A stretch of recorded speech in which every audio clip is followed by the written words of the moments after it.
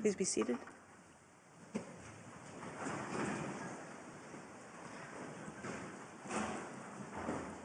The sitting is now open. The court meets today to hear the second round of oral argument of the Russian Federation. For reasons duly made known to me, Judge Benuna is unable to be present on the bench this morning. Before I give the floor to the first speaker on behalf of the Russian Federation, I'd like to mention that shortly before the start of this hearing, the Russian Federation provided to the court some materials in which the Russian Federation raised some matters that it considers to have implications for the administration of justice. Those materials will be available to the court and to the other party in written form, and the other party will have an opportunity to comment on those materials in written form. The registry will inform the other party of the time limit within which it may make such comments. I now call on Mr. Michael Swainston. You have the floor, sir.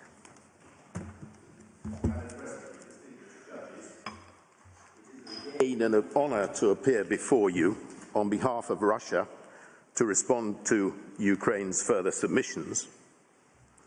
We heard a great deal in Ukraine's opening submissions about Russia's alleged contempt for international law and also for this court. I need to tell you that in response to my last submissions before you, I have been faced with a death threat on Mirat Vorets, hosted in Langley, Virginia. Excuse me, Mr. Swainston. It was my understanding that these matters which were provided to the court would be covered in written form by the representatives of the Russian Federation today. Madam President, I'm grateful for that indication. I hope you understand, given the circumstances, why I felt the need to mention that in open court, because it affects me immediately and it potentially affects all of the advocates for Russia. It is directly relevant to the proceedings before you, and in my submission, it bears upon the credibility of Ukraine's position. When they talk about conspiracy theories and so on, if there was nothing in them, if there was no substance, it wouldn't be necessary to suppress them. Mr. Swainston, the court has the materials that were submitted in writing.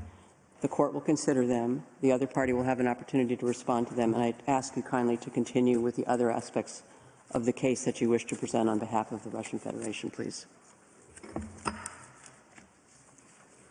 I turn to MH17, and I will cover this quickly because little in substance was said. Ms. Zolotaryova said that Russia's position was conspiracy theories and baseless propaganda. Ms. Cheek said that Russia was guilty of dredging conspiracy theories from the darkest corners of the internet. With respect, Ukraine has it wrong. The darkest corners of the internet are where Ukraine claims to have found its digital evidence. On social media accounts that disappeared immediately after these things were produced, then, supposedly, they were raised to general awareness by the likes of Bellingcat. The original digital files still lurk in dark corners somewhere because they have never been produced. Russia has asked for the original digital files for years and we have never seen them. And Ukraine has chosen to try to prove a digital case that the Buck TLAR came from Russia and returned again without producing a single original digital file. When we did find one, the Snizny video, it was no thanks to Ukraine. It was obviously fake for the reasons I gave in my previous submissions, which evidently produced some consternation in some quarters. Now, Ms. Cheek did not deny that Ukraine has failed to make available the original digital files. Ukraine has not done so here. It did not do so in Strasbourg, the only places where Russia is a party. Indeed, it is increasingly clear that there were no original digital files in any conventional sense, because Ms. Cheek had no answer as to why the Australian Federal Police Forensic Department could not have them in 2015 when they're supposed to have existed since July 2014. Why not simply produce them if they exist? Why not produce all the digital files with metadata? Instead, to coin a phrase, Ukraine has done nothing. But Ms. Cheek said there were checks. Ukraine relied on the admissibility decision in Strasbourg at Ukraine's slide 20 for that proposition. Please note that was an admissibility decision. It establishes nothing. Ukraine relies on the report that there were checks by the JIT. But how could the JIT check without the original files? Australia was a member of the JIT, and its police department couldn't be given the original files. Then, Ukraine cites consistency of its case with the Atlantic Council, Bellingcat, and Inform Napalm. Slide 2, the Atlantic Council is NATO's propaganda wing, and it is financed by the US Defense Department, amongst others. Bellingcat, we saw last time, has secret links, now no longer secret, to the UK Foreign Office through obscure Scottish charities. Inform Napalm was said to be a serious and credible organisation. You may see in material that you have that it was set up by Mr. Tuka alongside a site called Mirat Vorets, which issues death threats. It is a tool of information warfare. It is in no way an objective or credible source. But we are told that the likes of Bellingcat are credible and serious. With respect, it is incredible and ludicrous to suggest that Russia is bound on facts by what they say. Then at Ukraine slide 21, Ms. Cheek referred to the Hague court and a reference to supposed checks there. It raises the question, checks on what? There's no evidence that the court actually saw itself digital material. I've been Russia's advocate on MH17 throughout Strasbourg and here. I have not seen a single digital file from Ukraine. On the same slide 21, Ukraine says that the Snizny video was checked by Swedish forensic experts. Again, that is not a check to which Russia was a party. But anyway, there's no Swedish forensic report so far as we are aware. It wasn't in Strasbourg and it's not here. And we also know there were no forensic checks. If there had been, the pictures would have been seen to be manipulated if the copies provided to the Australian police are the ones we're talking about. The date problem with the Snizny video would have been found, together with the issues on provenance and Elliot Higgins. The other problems found by Russia's forensic expert would have been discovered. The vertical line, the horizontal line, the problems with shadows and improving quality in separate versions over time. On intercepts, the date problem would have come to light. It would have been obvious that the SBU faked the Besler intercept using a previous intercept to do with a Sukhoi bomber. Notice that Ukraine's advocates were very careful when they talked about checks.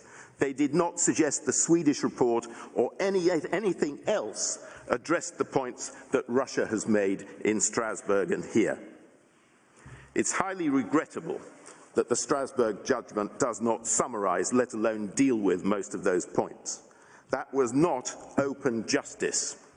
And I commend to you a speech of Lord Toulson on the importance of open justice. The whole speech is very worthwhile, but those are the key points. Why can't Russia see primary evidence? I seem to have missed the rule of public international law that says against Russia, you do not have to produce primary evidence and prove its provenance. Don't worry, Russia is bound by the likes of Bellingcat. I turn briefly to physical evidence. Please note that Ms. Cheek said nothing whatsoever about the points I made on physical evidence on the DSB report. Those did not come from dark corners of the internet where Ukraine found its digital case. All of them were bright and clear on the pages of that report. As things stand before you, there is no explanation why the DSB did a fictional triangulation. There is no evidence on the provenance of bow ties. There is no evidence on the provenance of wreckage from the port side of the cockpit. There's no investigation of any of these things, including the complaint of Mr. Bukurcu, the OSC investigator, about people hacking away at the cockpit. There is no evidence of proper investigation of explosive traces or why the DSB was coy about PETN. There is no consideration of the evidence from Dutch military intelligence that there were no buck TLARs in range. Now, just on that, we went to a Dutch military intelligence document, and it was suggested we got that from a blog. The European Court of Human Rights made the evidence secret in that case, so I can't show you, but I can tell you that the Netherlands confirmed the authenticity of that document. Note on it an extra point. Ukraine said on Monday that the references were references to complete buck systems, including command center and radar.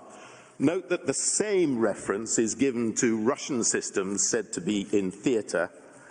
So if those are complete systems, there is nothing to support the fictional lone buck TLAR on which Ukraine relies in this case. Finally, slide 11.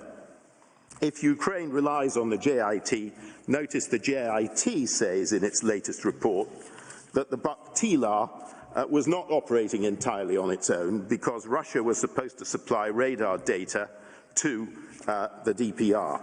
That means it was even more discriminating as a weapon, but in any event, even on its own, as Dr. Skorik said, an experienced buck TLAR commander and operator can fairly accurately identify the target. That is not an indiscriminate weapon. I turn to intent. Russia has made its submissions on the intention required under the ICSFT. We've demonstrated from the express words that specific intention is required at the level of the funder and of the funded terrorist. We have shown that there is an implied or express exclusion of military activities throughout the ICSFT, the Montreal Convention, and the ICSTB. All of the issues of interpretation have been addressed in detail in our written submissions. We can't repeat them here. We commend them to your attention. For now, I will respond to certain points taken by Professor Tuvinin. First, Professor Tuvinin complained that Russia referred to the ICSFT as requiring specific intent, but he said specific wasn't there in the treaty. We used that phrase, specific intent, specific direct intention, to distinguish what we say is necessary from all the varieties of attenuated intention that Ukraine has sought to introduce. You see them there, with no supporting words whatsoever. By contrast, for the reasons given in our previous submissions, the plain words set out what is required, and it is specific and direct intent. First, the funder must intend that the funds should be used for a terrorist attack that fits an offence in the treaties in the annex. We saw that those are terrorist offences requiring specific intention themselves. Alternatively, the funder must know that his money is to be used for one of those offences. In the further alternative, the funder must intend or know that the money is to be used for a catch-all terrorist act in Article 2(1)b, a terrorist act intended to kill or seriously injure civilians or non-combatants with the purpose of terrorising a population or influencing a government, etc. But then Professor Tuvenin tried to weaken the plain words. He started with willfully in Article 2(1), and he said that it was there to exclude physical extortion of money from the funder. It had to be a voluntary provision of money. He rejected Russia's submission that it doubled up on the express requirements for intention or knowledge of the funder. But with respect, Professor Tuvenin's approach does not work. If there is any doubt on the point, we had the travaux, and we had the slides 3 and 4 in our earlier presentation. Professor Aust explained why willfully was there, and it was to emphasize specific intent in relation to the funding. Specific intent and knowledge in Article 2(1). And also, please consider this. If the funder were blackmailed or funds were extorted, he or she would still be providing money deliberately, even if they didn't want to, potentially with knowledge of an intended terrorist attack. If the drafters had wanted to exclude that case, there would be an express exclusion. And consider the possibilities otherwise. The funder is blackmailed into providing money which is used to kill thousands of people in listed terrorist crimes. His provision of money in these circumstances would be caught if he knew the terrorist purpose, and so it should, because blackmail or extortion should only mitigate the sentence. In most legal systems, duress is no defence to murder. That's the Old English authority that we cite at slide 5, that still expresses the principle in the common law world, but the position is a general one in civil law states too. So willfully emphasises requirements of intention and knowledge. It has nothing to do with extortion or blackmail or similar. I also note that remarkably, when Professor Tuvenin read down willfully, he contradicted Ukraine's own submissions about its meaning. Previously, Ukraine stressed that the Tribunal for the former Yugoslavia and the ICRC define willfully as synonymous with intentionally and meaning to act consciously and with intent. Next, Professor Tuvenin referred to an alleged error number 4. Instead of specific direct intent in relation to the terrorist act, he introduced his own concept of an act destiné à tuer. Intention was satisfied by objective criteria, he suggested, like the nature and context of the act. But this reflects Ukraine's consistent mistake of trying to expand the objectivity in special political purpose to the areas covered by specific reference to intent. As we submitted earlier, the reference to nature and context of the act in the context of special political purpose is a unique inclusion there. Otherwise, the ICSFT speaks of intent. It's important to avoid confusion on this. There may be objective evidence that suggests intent, and it may be used to prove intent, but that does not detract from the need to prove intent as direct, specific, subjective intent. Obviously, the prosecutor will look at objective evidence to try to prove intent, but that does not mean that intent is an objective concept. It is specific, direct, and subjective. Now, as we submitted previously, the funder's intent in Article 2(1) must take in the terrorist's intent. The reason is that under 2(1)a, the predicate terrorist offences require specific direct intent. Under 2(1)b, the terrorist must similarly have terrorist intent to kill or seriously injure civilians or non-combatants with a special political purpose. This is entirely normal in criminal law. For example, in every aiding and abetting case, it's necessary to know that the person abetted intended to commit the crime, including crimes of specific intent like murder. You can't aid and abet murder without knowing that the perpetrator intends to kill somebody.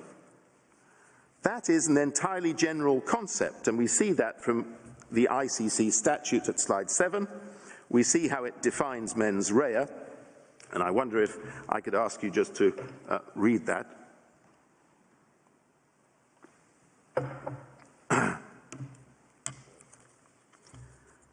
Summarizing, generally, intent and knowledge are required for the material elements. Person has intent where that person means to engage in the conduct, means to cause a consequence, or is aware that it will occur in the ordinary course of events. And then at slide 8, we've got Article 32, which further states that a mistake of fact, in other words, what we have on the MH17 case, and what we also have in cases of mistaken targeting, shall be a ground for excluding criminal responsibility if it negates the mental element required by the crime. Next, Professor Tuvinen's point 5. He says that knowledge of the subjective intent of the terrorist is not required because the terrorist may not commit an act within 2-3, but with respect, we explained earlier that it's knowledge of the terrorist intent, precisely that makes funding dangerous. The crucial question is, what would a funder know in our case when transferring funds to the DPR or LPR? Would they know these are terrorist organizations, on Ukraine's case, perpetrating terrorist crimes? Clearly not. They'd been defending their people. They had not been designated as terrorist bodies by any competent international body, such as the UN Security Council. No state had designated them as such, including Ukraine. On the contrary, Ukraine dealt with the DPR and LPR in the Minsk agreements and traded with them. Ukraine relies on one line in an OHCHR report about reign of terror. But the same report saw Ukraine's anti-terror operation as causing the climate of fear. Any funder would know about the conflict, and such conflicts inevitably cause loss of civilian life. They don't point to terrorism. So next, Professor Tuvinen's mistake 6, his rather than mine. He objected to Russia making the ICSFT subject to IHL. But we've consistently pointed out that the ICSFT does not apply to military acts in the context of conflict, and there were many reasons for this which Professor Tuvinen did not address. He did, though, refer to Article 21 of the ICSFT.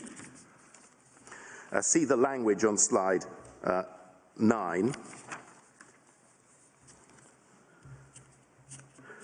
Now, please, note Article 21 contains a clear do not affect clause, which according to the VCLT and the ILC signifies the prevalence of other bodies of law over ICSFT. In other words, here the precedence of IHL. And we've given you at slide 10 and 11 the VCLT and commentary. This is critical because Ukraine admitted that IHL does not criminalize as terrorism the killings of civilians in conflict, where, for example, there is a mistake of targeting.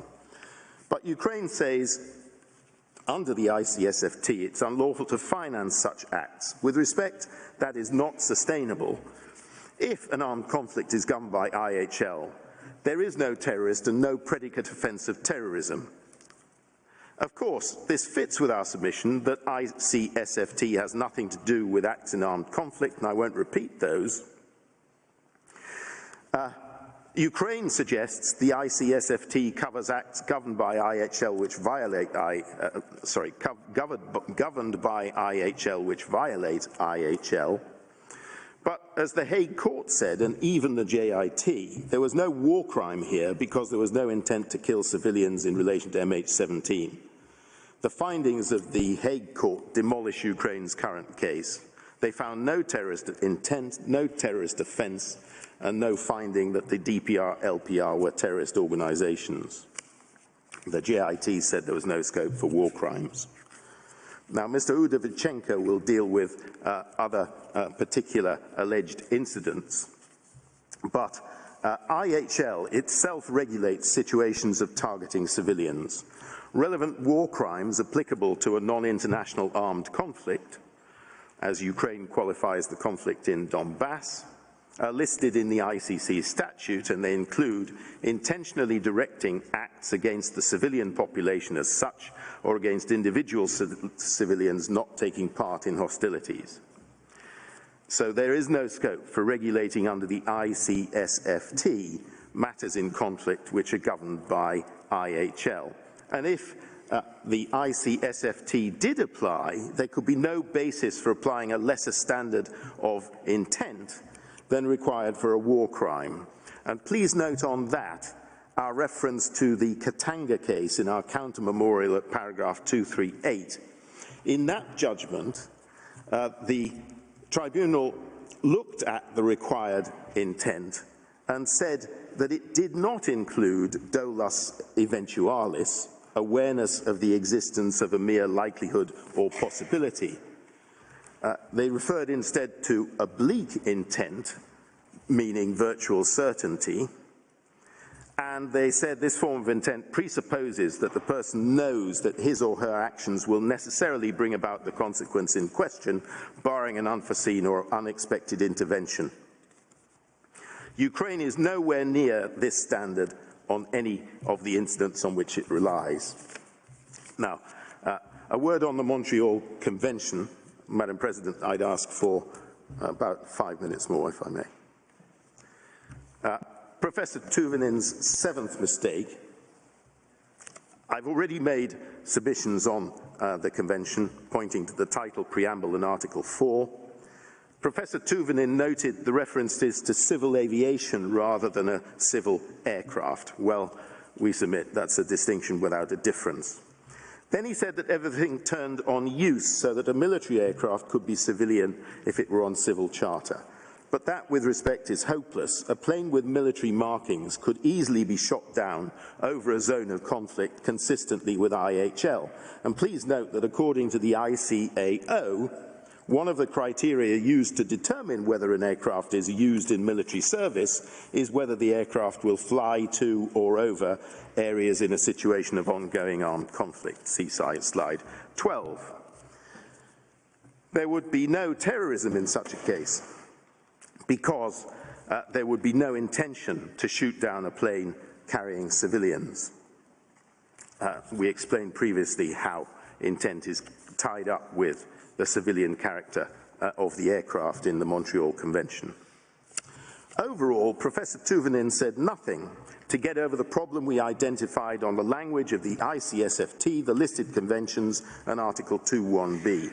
They require specific intent and they do not cover mistake. There's no offence of providing funds knowing that the recipient may commit a terrorist offence or terrorist act by mistake. It makes no sense because mistakes don't qualify those acts. Nor is there an offence of providing funds to one side in an armed conflict knowing that they might use the money for fighting. That's what parties in an armed conflict do. They're not terrorists per se. And we saw in my earlier submissions that there's an implied military exclusion. Professor Tuvinin said there's no basis for that. There is, as we indicated, with lots of reasons that weren't answered, and Professor Sinho Yi will address this further.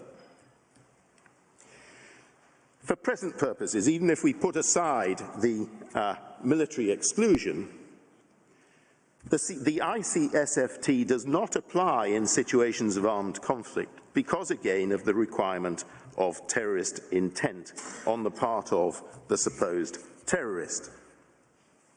2.1b requires an intent to kill or injure civilians or non-combatants, and there is no such intent when civilians are killed by mistake in the course of an armed conflict. There is no intent in armed conflict if people are not specifically intending to the IHL war crime standard of killing civilians. Now, these points defeat Ukraine's entire case, its case on MH17 and its case on alleged shellings and bombings. Ukraine has failed to show intent. Ukraine has failed to deal adequately with the exclusion for military activities. A last point on provision. You recall I pointed out that there was no provision of the Tatar because Ukraine seemed to have forgotten its case that there was a Russian crew. I emphasize again, all of this is fiction. This did not happen. No Tatar came from Russia or returned. But that is Ukraine's case. And on that basis, all the rebels did was ask for air cover. The only thing provided was air cover. Air cover is not funds or an asset of any description. Professor Tuvenin said there was temporary provision of the buck, but that ignores the custody and control point. On Ukraine's legal case, the rebels couldn't tell the crew to shoot down a civilian aircraft because the Tatar was not provided to them and they were not in it. In any event, on Ukraine's own case, the rebels didn't instruct the crew to shoot down a civilian plane. Even if we believed their evidence, they only asked for air cover against military planes. Then there was an accident, and that is not illegal under IHL. It's also completely outside the ICSFT, its listed offences, and Article 2.1b. Madam President, I'm grateful for your indulgence. I thank you for your attention, and that applies to the whole court, including all of the distinguished judges. We, the advocates before you, depend on that attention. I thank Mr. Swainston, and I now give the floor to Professor Hadi Azari. You have the floor, Professor.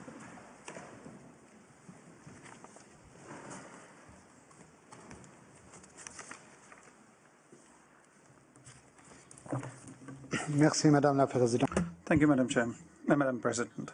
Madam President, honourable members of the court, I come again before you to discuss once again something that is or should be an obvious fact, but that Ukraine denies over and over again. That is that arms, weapons, arms of war are not funds as we understand them, whatever the definition. And it's not by looking at the French version of the convention, as you were shown it on Monday, that you can challenge this obvious statement. Indeed, to support this case, the Ukrainian party has no hesitation in going against all the interpretation rules set out in international law as codified in the 1969 Vienna Convention when it looks at the word funds. Ukraine doesn't even deny that.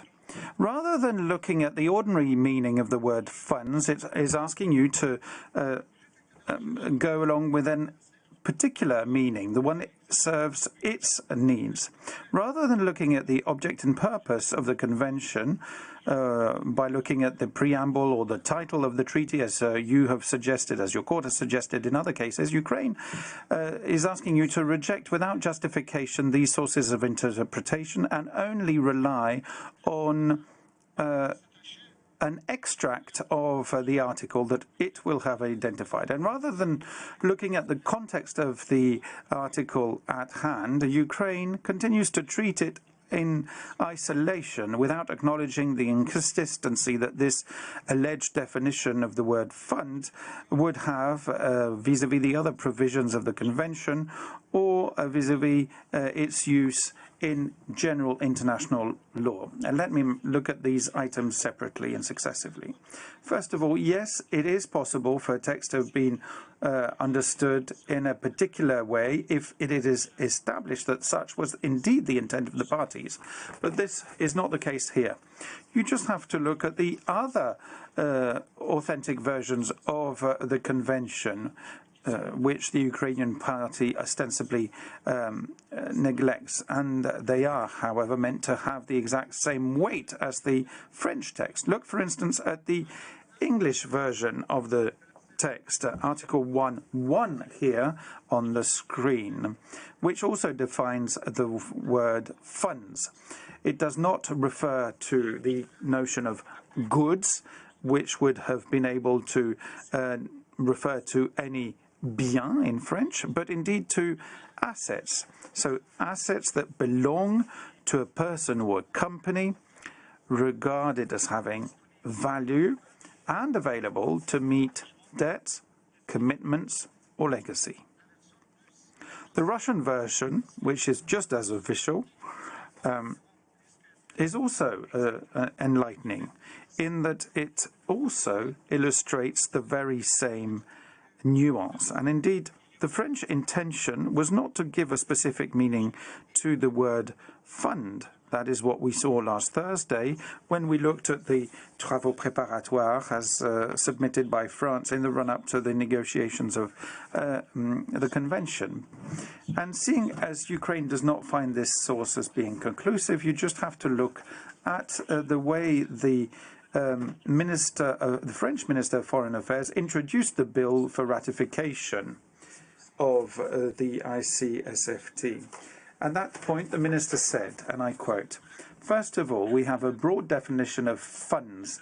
These include the assets of all nature. Assets, avoir in French, not bien, not goods. And legal documents or instruments in any form which establish a title to or interest in such assets." End quote. So it is the ordinary meaning of funds which all the parties to the convention wish to refer to.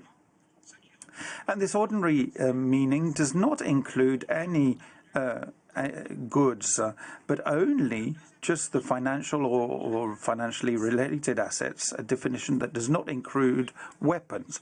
The second branch of the Ukrainian analysis is also baseless. It relies on a textual analysis of Article 1.1, which would lead to the distinction or the division of funds into two categories. The first one, in red here on the screen, is very broad, is in that it covers assets of every kind, and the second version, in green on the screen, includes titles, interests, and examples. Now, the problem is that this presentation is just wrong. The division in Article 1, Para 1, is not where you would want to find it. The Commonwealth Secretariat, in its implementation kits for the International Counter-Terrorism Conventions, explains how the article was drafted. After, first of all, mentioning that the definition of funds was drawn deliberately wide so as to leave no loophole for bankers to exploit, and bankers here, not arms dealers, the kit then comes back, or the fact sheet then explains that the first general part of the definition was taken from Article 1G of the Convention Against Illicit Traffic in Narcotic Drugs and Psychoactive Substances of 1988. Article 1Q of the Convention, which defines the word property in English, bien in French, is indeed exactly the same as Article 1.1 of the ICSFT. But it does not include, as you can see here, the examples included. There's only one conclusion. Having lifted the general definition of bien, or property, the drafters of the ICSFT have adapted it to restrict it by adding to the word fonds, or funds, a list of examples. And this list is therefore restrictive in purpose, so that we now only relate to the financial assets only. So it is indeed the ordinary meaning of funds which has been the one used by the drafters of the ICSFT in accordance with the object and purpose of the treaty. Now, let me be brief on this last item here. The context in which Article 1.1 fits, which was in fact completely avoided by Ukraine last Monday. Let me just recall that Article 1 aims at laying or setting forth the definitions of the words to be later used in the treaty. The definition of funds, which you find in that article, must therefore be consistent with the other provisions of ICSFT where it appears. But this is clearly not the case if you replace funds by arms, which Ukraine seems to think would be possible, should be possible. For instance, you cannot derive arms directly or indirectly from the commission of an offence. You cannot freeze arms, a sanction which is in fact usually related to economic resources or financial assets. And lastly, it is hard to imagine that states parties would look at sharing the arms confiscated from terrorists. Therefore, the particular meaning which the Ukrainian party considers should hold, does in fact make no sense. And again, it is the ordinary meaning of funds which enables us to understand the definition of Article 1.1 within the broader context of that specific international instrument. It's an ordinary meaning that you find in other contemporary sources or related sources to ICSFT. Look, for instance, at the United Nations Security Council resolutions relating to the fight against terrorism. For instance, Resolution 1373, which I mentioned last week, or the Security Council Resolution 2199, which establishes a clear distinction between the financing of terrorism and the supply of weapons to terrorism. In this case, the notion of funds is only mentioned with the first prohibition, not the second. Therefore, the drafters of ICSFT intended to give a broad meaning to the idea of funds, as the French Minister of Foreign Affairs and the Commonwealth Secretariat of State. Yet to claim that it would cover everything under the sun alters both the express and implicit will of the parties, of which Russia is, to suppress the financing of terrorism and only financing. Ladies and gentlemen of the Court, the Convention of 1999 is not a general convention on terrorism.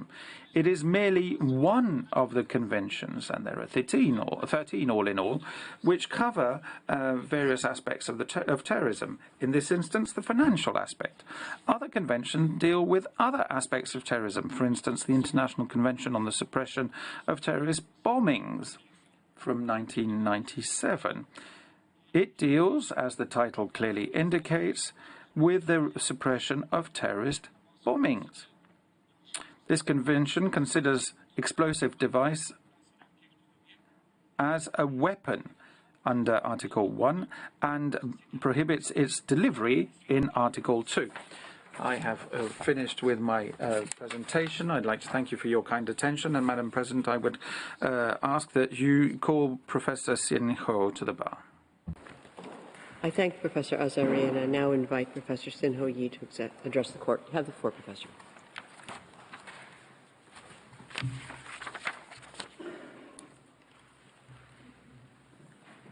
Madam President, distinguished members and judges of the Court, I will now respond to Ukraine's argument regarding the relationship between ICSFT and IHL. More generally, as you have heard, Mr. Swinston already said quite a few things about it. On Monday, Counsel for Ukraine tried all his best to get IHL out of ICSFT, but to no avail, I would say. First, Counsel said that some concerns were raised, but they related to humanitarian aid, insinuating that no other concerns were raised, and worse, deliberately exaggerating points or putting things we did not say in our mouths. But the very piece of jotting history that Counsel for Ukraine cited has this paragraph, which in my view clearly shows that humanitarian concerns other than humanitarian aid were raised. I quote, "A further point was made that the reference to civilians have been included since it was agreed that a certain category of persons should never be targeted. However, it was also necessary to cover another subset of persons, namely those who were not civilians but who were not engaged in armed conflict either.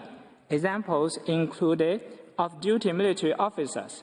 To accept a broader definition would involve difficulties with the application of humanitarian law and could lead to the situation where certain acts would be classed as terrorism when they would be acceptable under humanitarian law, end of quote. Thus, humanitarian concerns other than humanitarian aid were not only raised, but also reflected in the final text of Article 2(1)(b) of ICSFT. Counsel for Ukraine also blamed us for saying that downplaying the importance of IHL, as Ukraine does, would disincentivize non-state actors from complying with humanitarian law. He said, this is untenable. Of course, it is easy for Council to say this from the ivory tower, but an entity none other than the ICRC, who deals with realities on the ground, just uses the words likely to diminish any incentive to comply with IHL to express our idea. Of course, our statement was inspired by the ICRC's view, not made out of speculation. Furthermore, Counsel for Ukraine himself referred to other anti-terrorism conventions which contain military exclusions, showing that this is considered normal practice by states. Second, Counsel for Ukraine argued that there was no conflict between ICSFT and IHL because ICSFT merely describes certain acts not to be financed and does not define terror.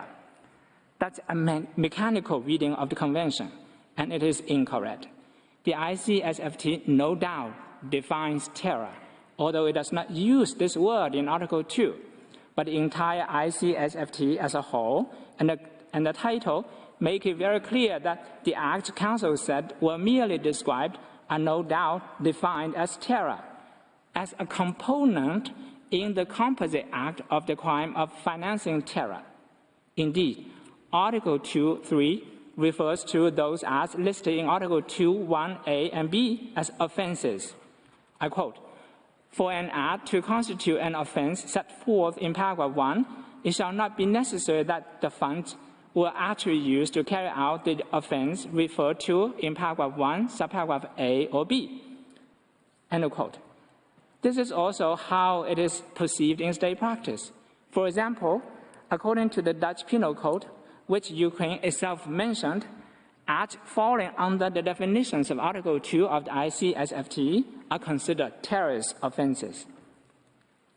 Third, Counsel for Ukraine said that the link with armed conflict is dealt with under Article 2(1)(b), and the acts listed there are not criminalized under IHL, or IHL does not criminalize this type of act of terror. And that provision should not be interpreted strictly. Well, all we can say that this approach reads Article 2(1)(b) in isolation, as an island in and of itself, and takes Article 21 out of the Convention, which is against all tenets of treaty interpretation. But Council was correct in recognizing that IHL does not criminalize the acts listed in Article 2(1)(b) as terror in an armed conflict situation, and precisely this calls for giving play to IHL in the interpretation and application of this provision. The acts are acts of terror in times of peace, but not in times of war. In situations of armed conflict, the primary purpose to spread terror is necessary for those acts to qualify as war crimes of terror. Fourth, Counsel for Ukraine argued that Article 21 of the Convention is merely a no prejudice clause, and if there's a conflict, the Convention prevails. This article contradicts the plain language of Article 21, which states that nothing in this Convention shall affect other rights, blah, blah, blah. In particular, international humanitarian law. This nothing shall affect language is very similar to that used in VCLT, Article 32, and the ILC commentary there too, to give priority to another treaty. Indeed, the ILC commentary uses not to affect, just like that in Article 21, to express this very idea. Counsel for Ukraine insisted that there is no possible incompatibility because, in his view, ICSFT has no bearing on the obligations and responsibilities of individuals under IHL, since it does not incriminate acts in Article 2(1)A and B. It merely designates them as non-financeable. While it is true that ICSFT does not criminalize those acts as separate crimes, it does designate them as components in the composite crime of terror financing, as mentioned above. And these acts are special acts, and they play a role in making the composite crime of terror financing special, unlike any other crime. For this reason, subparagraphs A and B are no mere simple descriptions. If Article 2(1)A and B is not interpreted so as to be consistent with IHL, it may criminalize, in a situation of armed conflict, acts that do not rise to the level of war crimes of terror and would affect a suspect's rights under IHL to receive support in his or her armed struggle, presenting a conflict between ICSFT and IHL, which is just one example. There may be other possible conflicts. Furthermore, the general obligation of states to ensure respect for IHL may also be interpreted as prohibiting financing of war crimes of terror, as the ICRC says. And we may conclude that the IHL also addresses financing of war crimes of terror in a general way. Counsel for Ukraine also attempted to prove our interpretation of Article 21 as untenable by resorting to Article 4 of the International Convention on the Suppression of Acts of Nuclear Terrorism, ICSANT, saying that Article 4(1), which replicates Article 21 of ICSFT, will apply to situations of armed conflict, as Russia argued, but Article 4(2) excludes application to armed conflict situations. Counsel concluded that a convention cannot both apply to situations of armed conflict and not apply to situations of armed conflict at the same time. There is a simple error in Counsel's reasoning. Article 4(1) and 2 are not coterminous, and therefore there is no problem at all. Article 4(1) is a general provision indicating that application of ICSANT in armed conflict situations cannot contravene IHL, while Article 4(2) entirely excludes a specific category of activities and or persons from the application of the ICSANT, leaving them to the coverage of IHL only. There is thus room for both Article 4(1) and 2 to have effect. Fifth, Counsel argued that the Court's reading in nuclear weapons does not apply because no act is governed by both ICSFT and IHL. I have already elaborated above that Article 2(1)B of ICSFT and IHL may both apply to war crimes of terror in armed conflict situations, and this, under the Court's teaching, would constitute terror and a component of the composite crime of terror financing under Article 2(1)B is to be determined by the applicable IHL. This will also obtain with respect to other possible similar scenarios, in particular where the war crime manslaughter is required. Finally, just a word about implied exclusion of military activities under the Montreal Convention. Again, Russia does not claim originality on this point, as Ukraine accepts. It is the position of the Legal Committee of the ICAO. Comparable UN counterterrorism conventions concluded after 1997 contain a military exclusion clause, which expressly specifies that conventions do not govern the activities of armed forces during an armed conflict and the activities undertaken by military forces of a state in the exercise of their official duties. In ICAO, it has been widely understood that the aviation security instruments which criminalize certain acts are not applicable to the military activities mentioned above.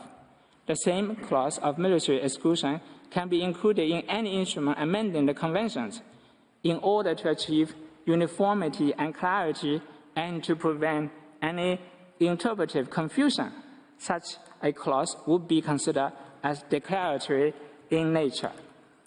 The military activities of armed forces are now usually considered falling within the scope of such activities of armed forces, as long as they are organized and operate on the basis of command responsibility.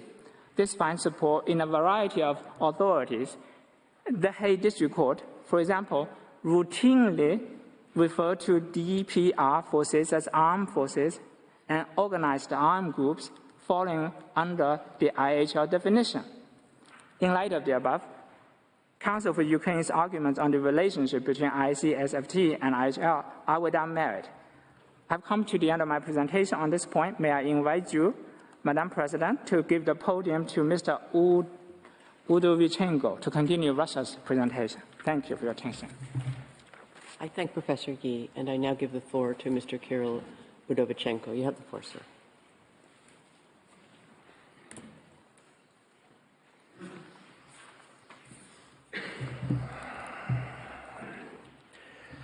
Madam President, members of the Court, it is an honor for me to appear before you today on behalf of the Russian Federation. I will address Ukraine's new arguments on shelling, bombing, and killing incidents. In fact, what Ukraine has positioned as a solid case has now eroded to just a few isolated episodes in relation to which Ukraine still maintains its arguments. The Russian Federation, in turn, fully upholds its position and, as Madam President requested, would only respond to those arguments that have not been dealt with earlier. Let us now turn to what Ukraine says on shelling incidents. On Monday, Ukraine decided to retreat from discussing the human shield tactics of the Ukrainian armed forces. Instead, it shifted the focus by raising two allegedly fundamental points that Russia allegedly did not address. First point is whether the shelling incidents can undoubtedly be regarded as deliberate attacks on civilian population. And the second point is what we define as the context of these incidents. Let us proceed to the substance of this statement. Ukraine says that Russia ignores the context. However, it would be more accurate to say that Russia does not accept the context offered by Ukraine. This context is totally made up in order to meet the definition of terrorism, to allege that whoever performed the shelling had an intent to intimidate population or compel government. Ukraine failed to show that these incidents were aimed at intimidating the population or resulted in such intimidation. So Ukraine turns to the second limb of the definition. It wants the court to think that the context of shelling is formed by the Minsk negotiations. However, such assumption is unwarranted by anything other than Ukraine's desire to link unrelated events to one another. It remains unproven how the incidents could have impacted negotiations, as no evidence is provided that the shellings were discussed, considered, or in any way affected this process. Their real context, therefore, was a pending military conflict. The sad reality with which Ukraine undermines was that the civil strife in Ukraine and the military operation against the republics resulted in numerous civilian casualties. This is the context of the Minsk negotiations Ukraine wants you to see. This is the context that media reported. But there is also an even wider context visible to those engaged in the Minsk negotiations. As indicated by the International Committee of the Red Cross, and I quote, "In eastern Ukraine, along the line of contact from the beginning of the conflict in February 2014 and until mid-August 2019, the ICRC documented over 1,500 incidents in which heavy explosive weapons were used in populated areas," unquote. The overwhelming majority of these cases are attributed to Ukraine's forces, and each of the 1,500 incidents is a tragedy. However, there is no way of considering that some of them are more important or more indicative than the others. Now, briefly on the second fundamental point as advanced by Ukraine. Even if we ignore the fog of war that covers many aspects of these incidents, there is still no convincing reason for an independent observer to believe that the purpose of the shelling was to harm civilian population. First of all, neither in 2014 nor today it has been reliably established who was behind the shellings. Second, the attacks were aimed against military targets, and this requires no further justification in the context of an armed conflict. Now I address what is left of the specific objections of Ukraine. In Volnovakha, the shelling targeted a roadblock. Ukraine tries to convince the court that the roadblock was not a military target. Ukraine suggests that vehicles stationed at the roadblock were lightly armored and used by police. This is inaccurate. Two Russian experts characterize BRDM-2 as an armored fighting vehicle which is designed for reconnaissance and battle, or how the OSCE Special Monitoring Report identifies it, armored combat vehicle. The reports by the United Nations Security General also states that BRDM-2 is an armored combat vehicle. All definitions stress that this materiel is intended for waging battle, not policing. On the left slide, you can see a so-called Tiger. This Monday, Ukraine told us that the Russian parliament member, now deceased, Vladimir Zhirinovsky, supplied a similar vehicle to the LPR. Apparently, it is in fact used by the ordinary police. Nevertheless, Ukraine claims it a military vehicle. On the right is a photo of BRDM-2, a vehicle stationed in Volnovakha. If Ukraine argues that the Tiger is a military vehicle, then the BRDM-2 not only meets such tests, but goes far beyond. You can even spot the automatic grenade launcher mounted on top of it, something you would never see with a police force. An anti-tank grenade launcher and a heavy machine gun could be seen on the fighting position on top of the roadblock itself. Police are not expected to use those either. Ukraine also agrees that the Ukrainian armed forces' strong point near Berezhnoye is a military target. They consent to that. It invite us to compare it with the Volnovakha roadblock. Well, let's do it. You can see that all elements are identical. Stationed armored vehicles, trenches, firing holes, concrete blocks, dugout positions for firing vehicles, even a checkpoint. If it looks like a military site, if it is armed like a military site, if it operates like a military site, then it is ultimately a military site, and hence a valid target. Notably, as satellite imagery showed after the shelling of the roadblock, Ukraine did construct a separate civilian checkpoint near Berezhnoye, whereas Volnovakha roadblock continued to be used as a military installation. On Monday, Council for Ukraine stated that BM-21 should be used against the roadblock due to its size, should not be used against the roadblock due to its size. However, this is a misinterpretation of Russian military doctrine. A roadblock is a single target. In fact, in shooting theory, it is generally accepted that single turrets have no dimensions.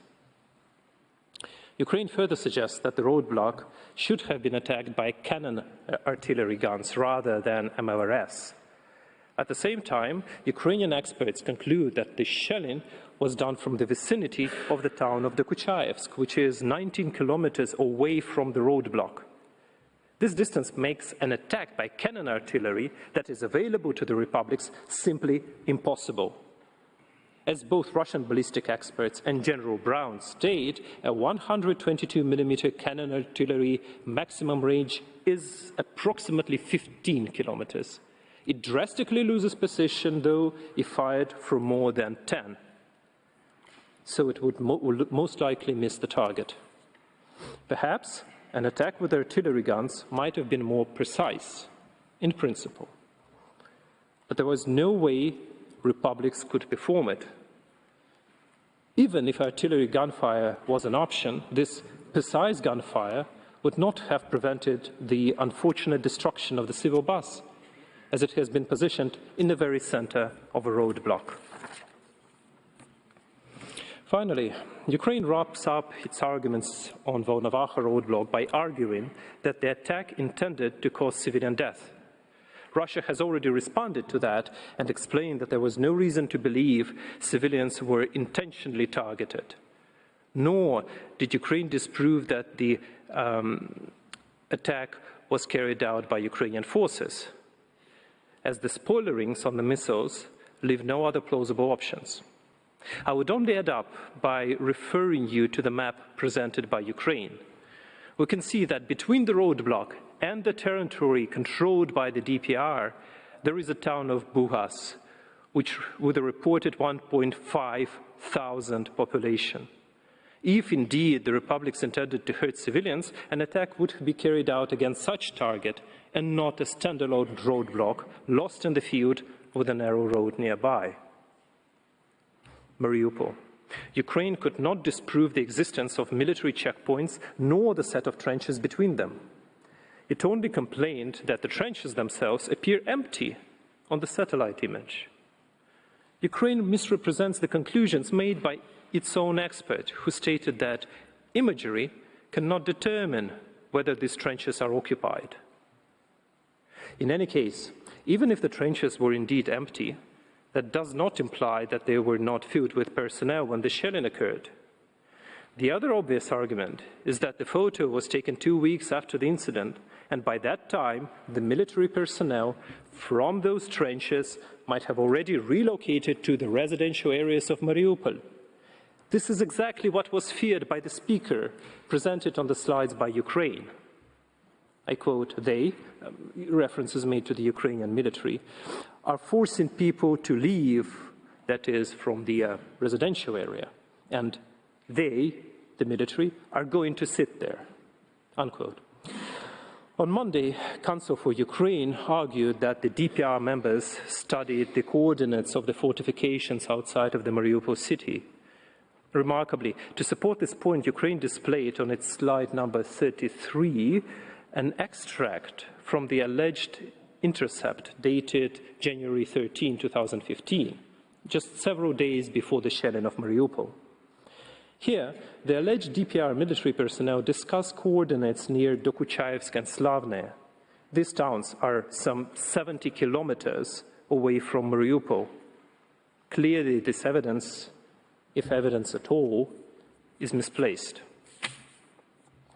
Finally, one cannot indeed rule out that the coordinates supplied to the republics might have been inaccurate. A local observer, Mr. Kirsanov, who allegedly guided the artillery, later confessed that he intentionally provided wrong coordinates. It is believed that this person has been recruited by the Ukrainian military, as he later stated Ukraine, and escaped any serious punishment. Kramatorsk. OSCE has clearly established that the explosions at the airfield and impacts on the residential areas happened simultaneously, 12:30 p.m. Thus, the shelling of the city occurred at the same time as the in course of the pending assault against the airfield. It would be impossible to simultaneously target some rockets at the residential area and the rest to the airfield. This would require retargeting and is inconsistent with the facts at hand. My final remark on shelling would be that it appears cynical that Ukraine calls the underlying shelling incidents repeated attacks, let alone they occurred in different places and ended relatively quickly. In contrast, Let me show you what a repeated attack really looks like. I again take you to the DPR city of Donetsk. Human Rights Watch and other international organizations documented constant, repeated attacks from Ukraine. Attacks lasting for several days, resulting in numerous casualties. This is a repeated attack, while what Ukraine presents is a tragic, but a textbook example of collateral damage. Now I quickly turn to the issue of bombings. Ukraine argues the grand total of 2 incidents, labeling them as a terrorist bombing across Ukraine. Russia submits that the court cannot base its decision on coerced confessions that were confirmed, among other sources, by the OHCHR report. Ukraine attempts to disprove that the confessions were coerced and argues that it is a full body of evidence confirming Russia's involvement. Well, let us look into what this body consists of. It is made of the SBU reports, letters, expert opinions, and extracts from criminal cases, all being part of the same court file that led to the imprisonment of the people designated as perpetrators. That evidence is no better than confessions and gets Ukraine nowhere near proving its claims. This is because the sources and authors of those documents are again the same, the SBU and Ukrainians' law enforcement agencies. For example, the same SBU Kharkov department that, according to OHCHR, practice mock executions, asphyxiations, electrocution, and other kinds of physical and psychological violence on the so-called Kharkov partisan. These pieces of evidence have no face value. Russia's involvement in training Mr. Kovtun is deduced from, for example, the fact that she crossed the Russian-Ukrainian border. Well, this is not unusual. According to Ukraine's own evidence, Mr. Kovtun's mother lives in a nearby Russian city of Stavropol, and Ms. Kovtun visited her. This is very common for people from neighboring regions to visit each other. The assault rifles were found in the hideout. Later, SBU concluded that this hideout conveniently belongs to Ms. Kovtun. The discovery is only proven by the search and seizure report. No witness statement or attorney were present and called for this procedure. A clear violation of Ukrainian law committed to mask another mystification of the SBU. The note, confirming another SMP mine has been found in Kharkov, is literally just a text with no signature or validation marks. SBU allegedly extracted several hard drives from Ms. Kovtun, and some severely incriminating materials were allegedly found there. Where are those files?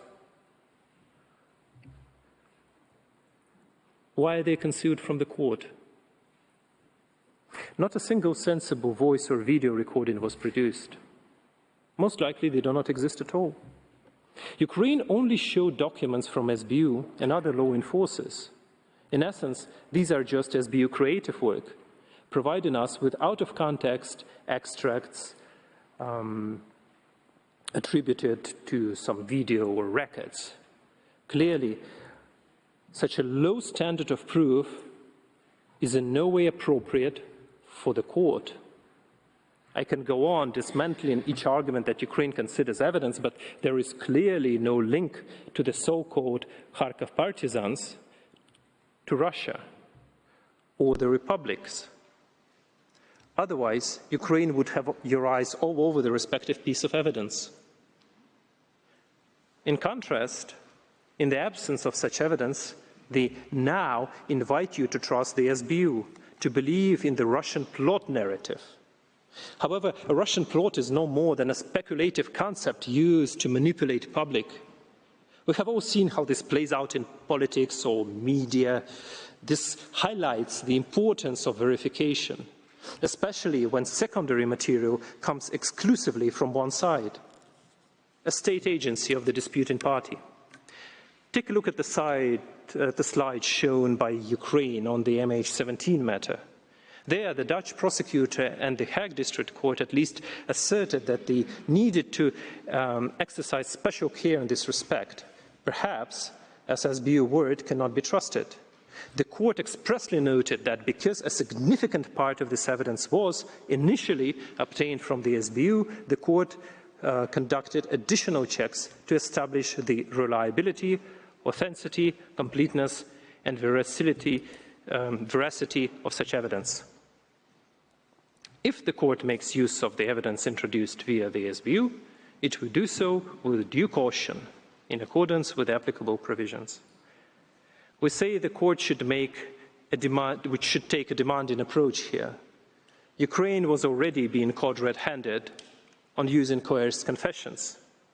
The court cannot extend SBU any indulgence and rely on its biased, one-sided reports. This would strike a terrible precedent, allowing states to produce masses of credible but totally made-up evidence. Without any primary evidence, Ukraine's claims on bombing and killing incidents and the Russian trace in all of them is just a combination of politically motivated accusations without any evidence to properly back them up. There is no place for such claim in any court of law. This respectfully concludes my submissions. I kindly request that you invite Professor Sianholi. I thank Professor Udovichenko, and I now invite Professor Sianholi to address the court. You have the floor, Professor.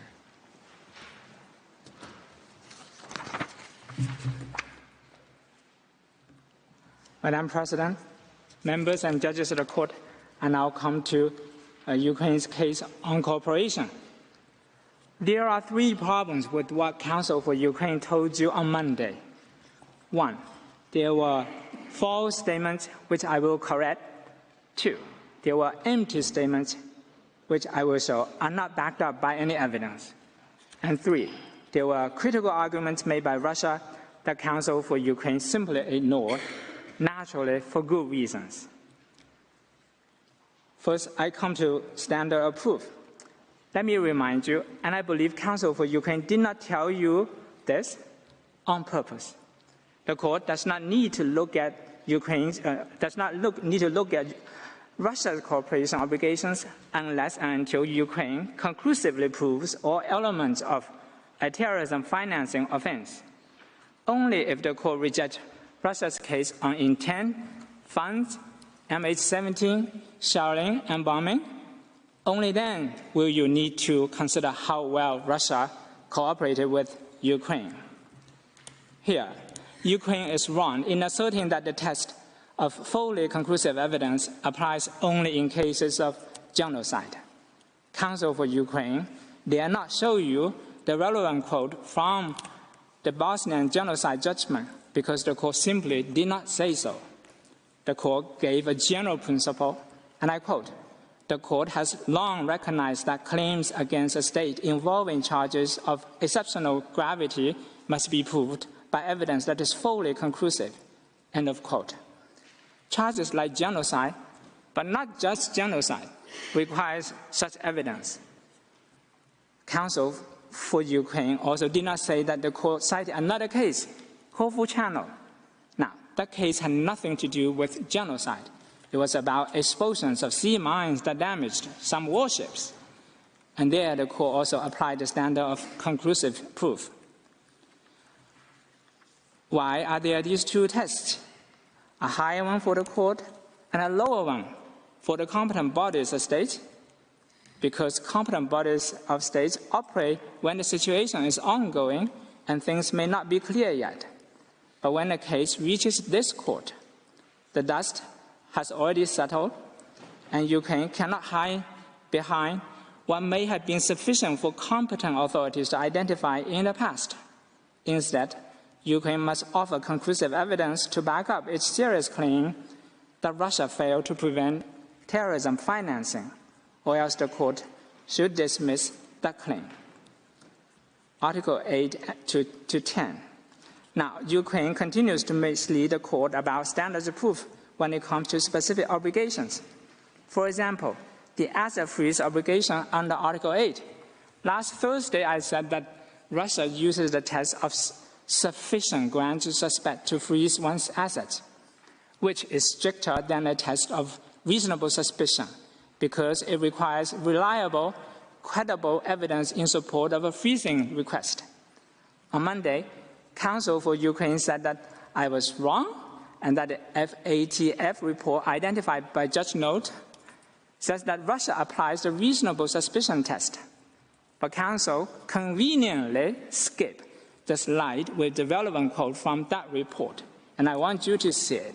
It plainly says sufficient ground to suspect, not reasonable suspicion. Another false statement by Ukraine that I have to correct. Now, on fact, counsel for Ukraine said Ukraine always cooperated in good faith, answered Russia's request for further information and provided with evidence. But that is with respect. Another empty statement that counsel for Ukraine does not back up with any evidence. Let's take a look at some examples. On October 14, 2014, Russia asked for Ukraine for further information. Please provide the Russian side with factual data on the issues. And please hand over to the Russian Federation the criminal cases brought by Ukrainian law enforcement authorities against Russian citizens. But where can the court find Ukraine's response to this request? Counsel for Ukraine did not show it to us. And indeed, there isn't one on the record. On July 31st, 2015, Russia sent another request. No answer. On October 23rd, 2015, Russia sent another request. No response again. Let me be clear. Ukraine never, not once, not as Ukraine's counsel said, 6 times responded to Russia's requests. Worse yet, Ukraine itself does not follow the rules it wants to impose on Russia. As noted earlier, when Russia asked Ukraine for extradition of members of an organization which Russia considered to be terrorist, Ukraine refused, just because this organization was not recognized as terrorist by Ukraine. On Article 12, and this is the core flaw in Ukraine's case on cooperation in general, and on Article 12 in particular. That is the flaw that not just Russia, but other countries complain about Ukraine.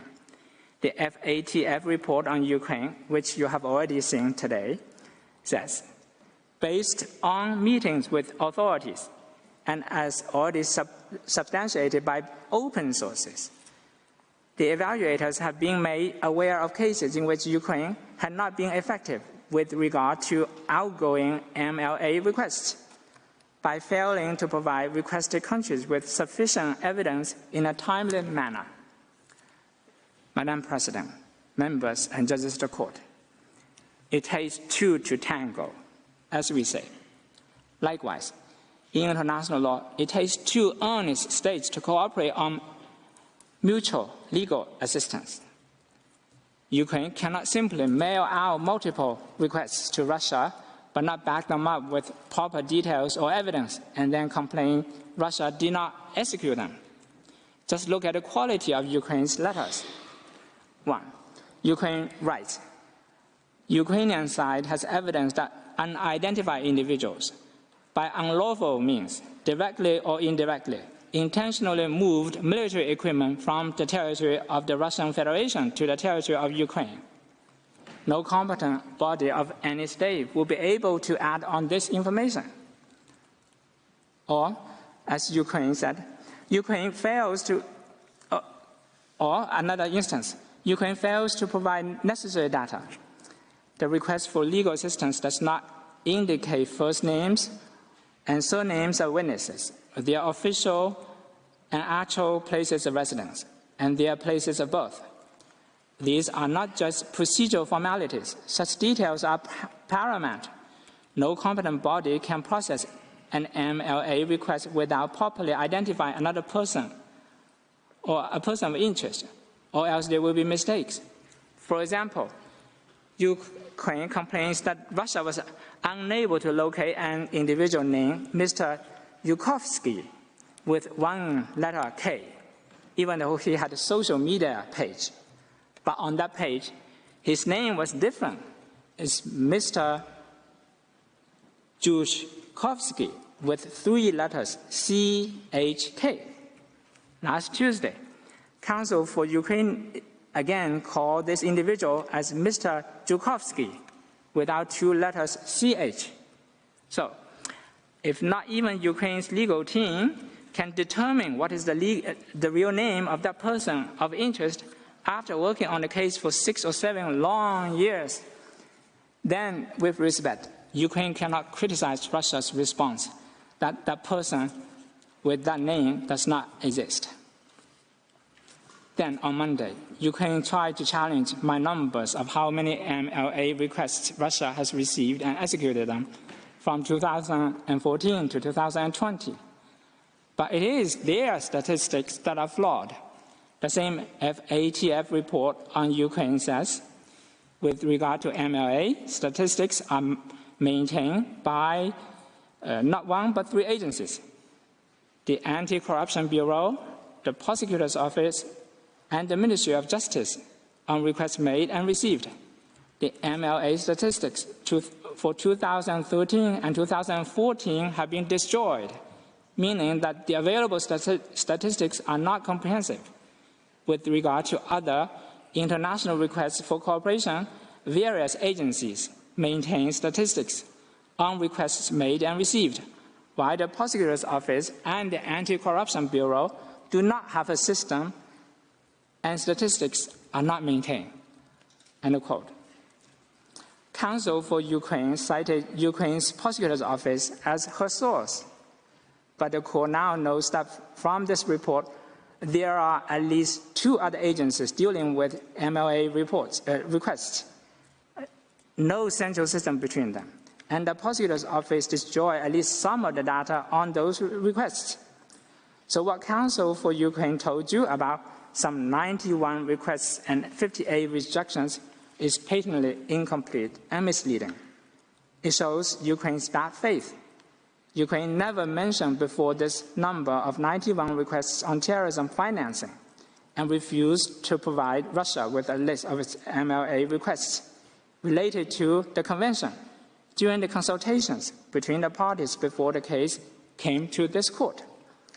Nor has Ukraine provided these requests to the court. On Tuesday last week, Ukraine's own lawyers only referred to 12 MLA requests, not 91. Now, I would like to highlight a few critical arguments on cooperation that Russia made in this case, but Ukraine simply left without any answer. 1. Why did Ukraine use diplomatic correspondence to request assistance from Russia? No one does that because it is the slowest possible channel, especially when, if I may borrow Counsel for Ukraine's words, speed is essential. No wonder Ukraine waited for a year to get a response. If Ukraine used the standard MLA channel, it would have received a response in no more than months. 2. Why did Ukraine ask Russia to freeze assets in Ukrainian banks? No state relishes giving another state jurisdiction to do that on its own territory. 3. Why none of MLA requests Ukraine used to build its case here refer to terrorism financing or ICSFT? They all concern other offenses. 4. Why does Ukraine criticize Russia for referring to Article 19 of the Minsk Convention and the ground of prejudice to national sovereignty or security, when Ukraine itself uses that ground to reject Russia's requests without any explanation? You can see multiple examples of Ukraine's own practice on the slide. Ukraine did not say anything on this, not because it did not have time or they were not important, but because it has no good answers. Let's take as an example the MLA request that Ukraine spotlighted on Monday, the request about Mr. Urinovsky. He's now deceased, but in 2014, he was a deputy speaker of the Russian parliament, a very important politician. The request accused him of gifting a military vehicle to LPR, but in reality, as my colleague already explained, it was not a military vehicle. The request also did not refer to ICSFT, terrorism financing, or provide any evidence that LPR was a terrorist organization. Of course, the request was rejected on grounds of sovereignty, but was groundless in any event. Overall, Ukraine's letters to Russia, much like Ukraine's oral argument on Monday, may have been replete with legalese and high-flown political accusations, but they were equally devoid of any detail or supporting evidence. There is no place for such an approach in a court of law, definitely not in this august institution or in any mutual legal assistance correspondence. As it will be shown by my colleague, the FATF report confirmed that Russia performed its obligations in a constructive and timely manner. Now I come to Article 18. Here, Counsel for Ukraine referred en passant to the Aegean Sea case and made a blunt remark that this case supports Ukraine's reading of the word notamment. But Counsel for Ukraine never actually took you to that case. If she did, you will see that the court interpreted a different phrase, et notamment, which has a different meaning, and in particular, or something in addition to what has been listed. In fact, that case supports Russia's argument. First, according to the court, I quote, the word et is intended to be a true conjunctive, introducing a category of différents, additional to those already specified, end of quote. And the word et is not in Article 18.1 of the ICSFT. Moreover, in that case, the court gave particular emphasis to context, and that approach has been what Russia insists on. As I argued last Thursday, context is on our side, and Article 18.2 makes it sufficiently clear that all practical measures in Article 18.1 cannot be a catch-all phrase. Counsel for Ukraine argues that our reading of Article 18.1 as encompassing only regulatory measures makes this article a nullity. But may I say that, to the contrary, it is Counsel for Ukraine's interpretation of Article 18.1 as a grand catch-all provision that will render a nullity Article 18.2, as I pointed out last Thursday, the rest of Article 18, and then all the other provisions of the whole Convention relating to cooperation and prevention. But the drafters of the Convention were careful to produce a detailed and comprehensive instrument. So converting Article 18.1 into a catch-all provision would simply eradicate these efforts. Ukraine's argument on Article 18 ultimately boils down to a baseless complaint that Russia should have instructed its state officials not to finance terrorism in Ukraine. I do not know in what format Ukraine wants that instruction to be, but for avoidance of any doubt, my colleagues inform me that Russia always instructed its officials not to finance terrorism in any jurisdiction, not just Ukraine, and it is Russia's position that they never did. Madam President, members and judges of the court, this concludes my argument on cooperation. Madam President, may I invite you to give the podium to Mr. Kosarukov to continue Russia's presentation. Thank you. I thank Professor Yi, and before I invite the next speaker to take the floor, the court will observe a coffee break of 10 minutes. Sitting is suspended.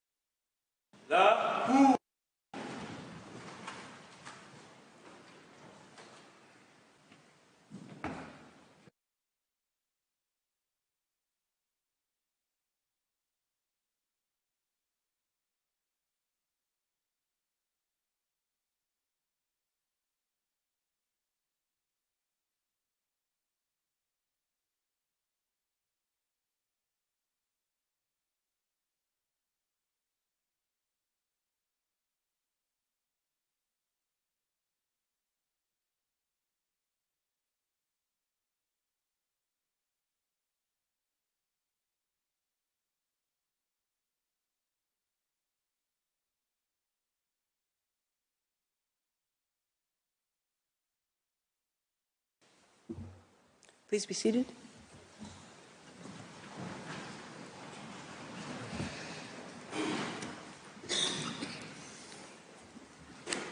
The sitting is resumed, and I now invite Mr. Kosorokov to address the court. You have the floor, sir. Madam President, distinguished members of the court, it is an honor to appear before you today with Russia's response to the question posed by Judge Nolt regarding the FATF evaluation of Russia. The question should now be on your screens. The purpose of foreign evaluation is for the Financial Action Task Force to assess how effectively each country is fighting money laundering and terrorism financing. Its assessment is based on FATF recommendation number 5, which goes beyond the ICSFT in some respects. See slide 3. Recommendation number 5 contains elements which deliberately go beyond the various international legal obligations. Note also at slide 4, Russia's rejoinder at paragraph 211. It should be noted that the Security Council resolutions, the guidance on their implementation, and relevant FATF recommendations may extend beyond obligations enshrined in the ICSFT. For example, as noted in the technical guide to the implementation of Security Council Resolution 1373, Recommendation 5 of FATF and its interpretive note go beyond the obligations contained in the ICSFT in requiring states to also criminalize the financing of terrorist organizations and individual terrorists on a broader basis without requiring a link to a specific terrorist act or acts. It follows that the evaluation is helpful in some ways, for example, on Russia's degree on cooperation. It is less relevant in others. It does not help on interpretation of the ICSFT offences, since it is based on a recommendation that goes beyond the Convention. Slide 5. Overall, you may have seen that Russia's performance is very good. Out of 62 available reports for member jurisdictions of FATF, Moneyval, and EAG, only 5 countries, including Russia, achieved high level of effectiveness on investigation and prosecution for terrorism financing. Regarding mutual legal assistance, FATF says that Russia acts in a constructive and timely manner, responding to nearly 6,000 requests per year, and rarely refuses to execute MLA requests.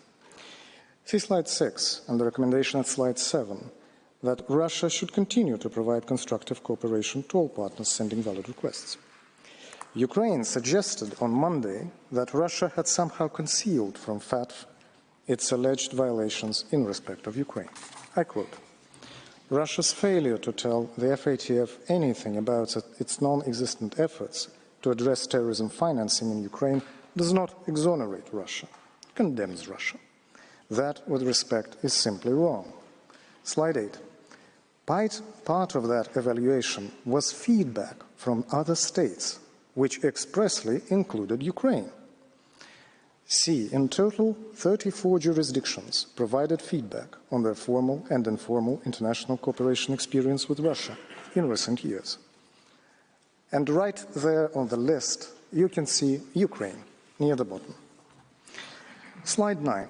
Ukraine apparently did complain to FATF about Russia's cooperation concerning DPR and LPR, and the FATF dismissed it as pertaining to a political dispute.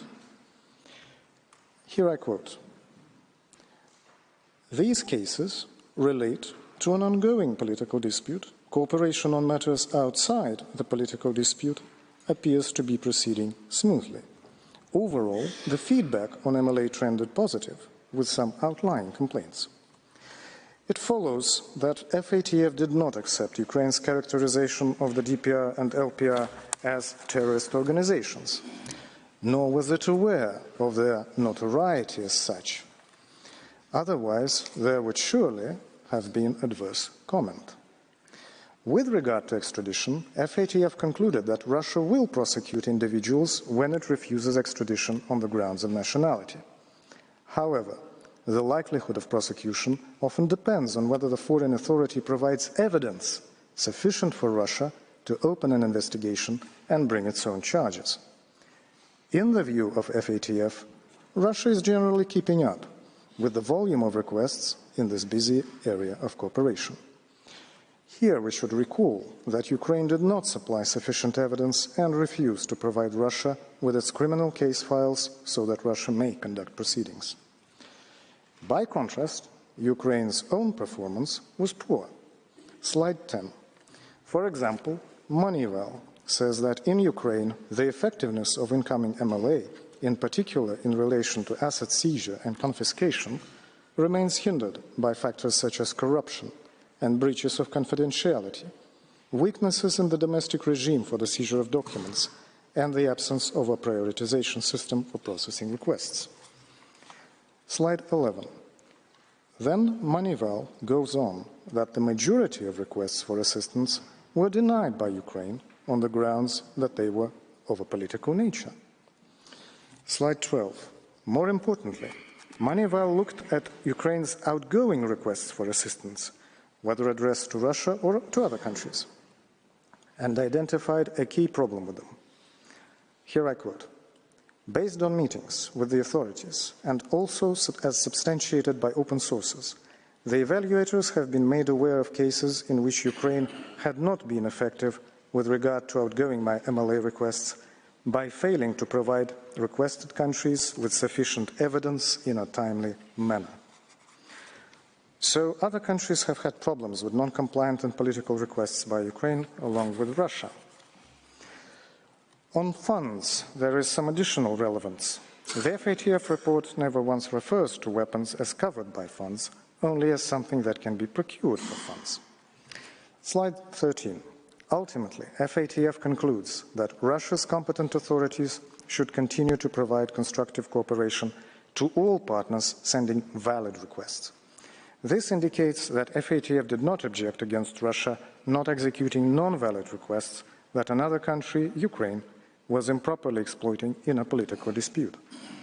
Since the FATF report has been adopted in 2019 and never mentioned any violation in the field of combating terrorism financing, despite receiving feedback from Ukraine, it can be assumed that this independent international body did not find whatever Ukraine complained about to be contrary to Russia's international obligations under ICSFT. This concludes Russia's response to Judge Nolt's question.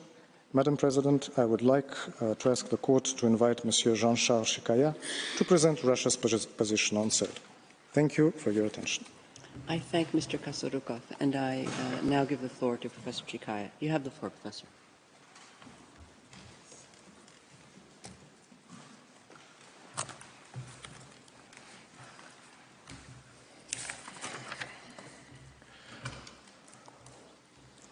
Merci, Madame la Thank you, Madam President. Madam President, distinguished members of the Court, it is a great honour for me to appear before you once again on behalf of the Russian Federation. Today, it is for me to answer our opponents as regards the object of the dispute and the definition of racial discrimination under the CERD. Having heard Professor Coe on Monday referred to the arrest warrant issued against President Putin, wondering about how many rubles, and I quote, the latter spent in order to destroy Mariupol and Bakhmut, or, and I quote again, to brutalize the inhabitants of Bucha, Irpin, and Izium, and then to state, and he was the only one so far to know this, I quote, that international law and this court are toothless. So having heard that, it is a duty for me now to clarify the object of this dispute before the court as defined in the 2019 ruling on the preliminary objections. In order to comply scrupulously with your instructions, Madam President, as regards this phase of the oral proceedings, I shall not repeat myself, but I would like to focus on certain important aspects. As recalled during my previous presentation, the object of this dispute, which is extremely serious, is limited both ratione materiae and ratione temporis. In reality, it is for the court to decide whether Russia carried out a systematic campaign of racial discrimination in breach of its obligations under CERD against the Crimean, Tatar and Ukrainian communities, and this according to the application instituting proceedings of February and March 2014 to December 2016. For Ukraine, this alleged behavior is seen as a systematic violation of an imperative norm of international law, jus cogens.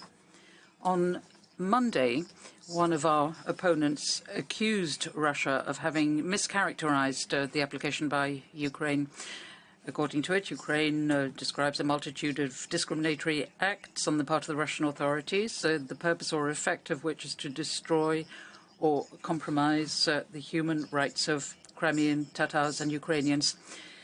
According to Ukraine, Russia allegedly targeted these communities as a form of collective punishment for their alleged opposition to the reunification of Crimea with Russia. But what is it that Russia has mischaracterized? What was described by Ukraine on Monday is precisely the aspect of the dispute on the systematic campaign of racial discrimination that we went into. And this was done during the first round of the oral arguments. It's also the way in which the court defined the dispute in its 2019 judgment, as I have just recalled. Ukraine's claims relate to an alleged pattern of conduct of the Russian Federation. Ukraine is asking that an end be brought to the systematic campaign of racial discrimination.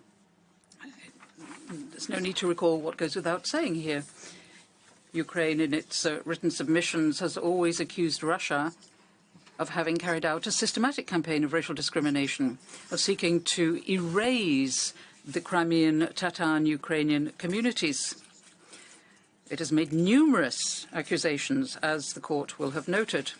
On Monday, one of the counsel for Ukraine, without any hesitation nor any evidence to rely on, referred to tens of thousands of Tatars and Ukrainians who allegedly were subject to the consequences of this so-called campaign of racial discrimination. I note that Ukraine finally acknowledged that the fundamental question was to see whether Russia carried out a systematic campaign of racial discrimination. So it is perfectly legitimate to ask, why is Ukraine reluctant to speak of a systematic campaign of racial discrimination, thus deviating from its initial request? As we see it, the answer is fairly straightforward. Having circumvented the preliminary objections of Russia by formulating its application in extremely grave terms, Ukraine realized that it had made a massive error, because in so doing, it came up against a major difficulty, that of evidence for the alleged facts and its application in its entirety. And in order to overcome that obstacle, it tries to broaden the scope of the convention and get off with just a few allegations of racial discrimination. Madam President, I think that I have demonstrated the criteria that have to be met by Ukraine in order to prove the existence of any systematic campaign of racial discrimination. Very briefly, let me run through the criteria. The alleged acts have, of course, to be attributable to the Russian Federation.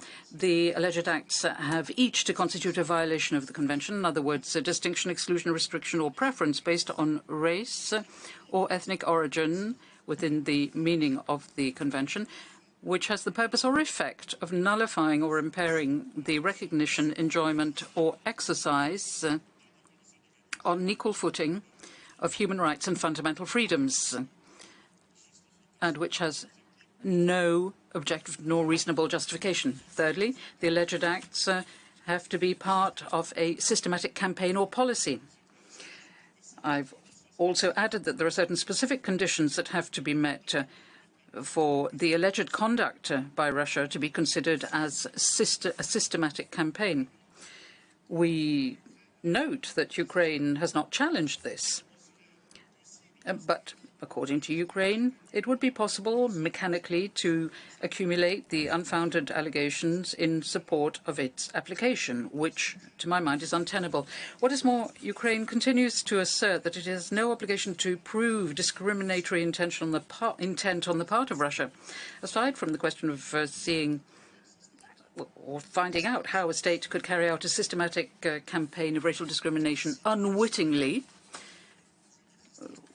for which it would be so difficult to prove the existence of such an intent if, according to Ukraine, and I quote them, there were to be tens of thousands of victims of any such alleged systematic campaign. And Russia would allegedly have targeted the Tatar and Ukrainian communities. Citing these sort of allegations with nothing more than that, does that make it necessarily a systematic campaign? This brings me now to my point concerning the required standard of proof. Ukraine's accusation is exceptionally grave, comparable, as I said the other day, to acts of Nazi Germany or the apartheid regime in South Africa. We note that Counsel for Ukraine has made no observation on that point. In view of the exceptional gravity, our opponent's accusation has to be proved, according to your jurisprudence, and I quote, by conclusive evidence.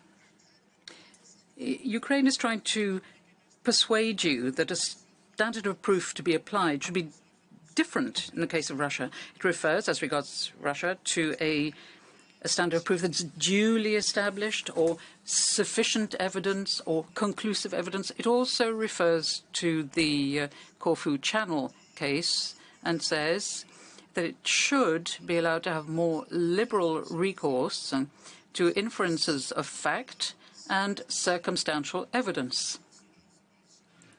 And in so doing, it bases itself on an alleged absence of access to Crimea.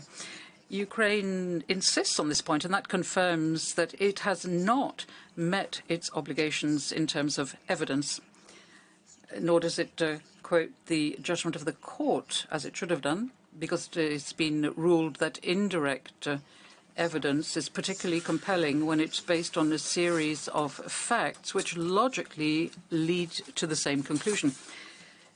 Obviously, even circumstantial evidence requires a very high standard of proof, always.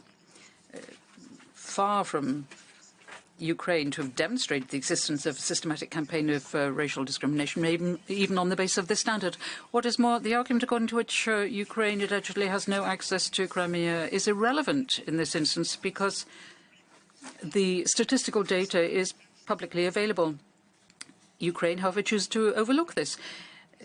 It should be underlined that the court has indicated in similar circumstances that, and I quote, in respect of the applicant's claim that the respondent has breached its undertakings to prevent genocide and to punish and extradite persons charged with genocide, the court requires proof at a high level of certainty appropriate to the seriousness of the allegation.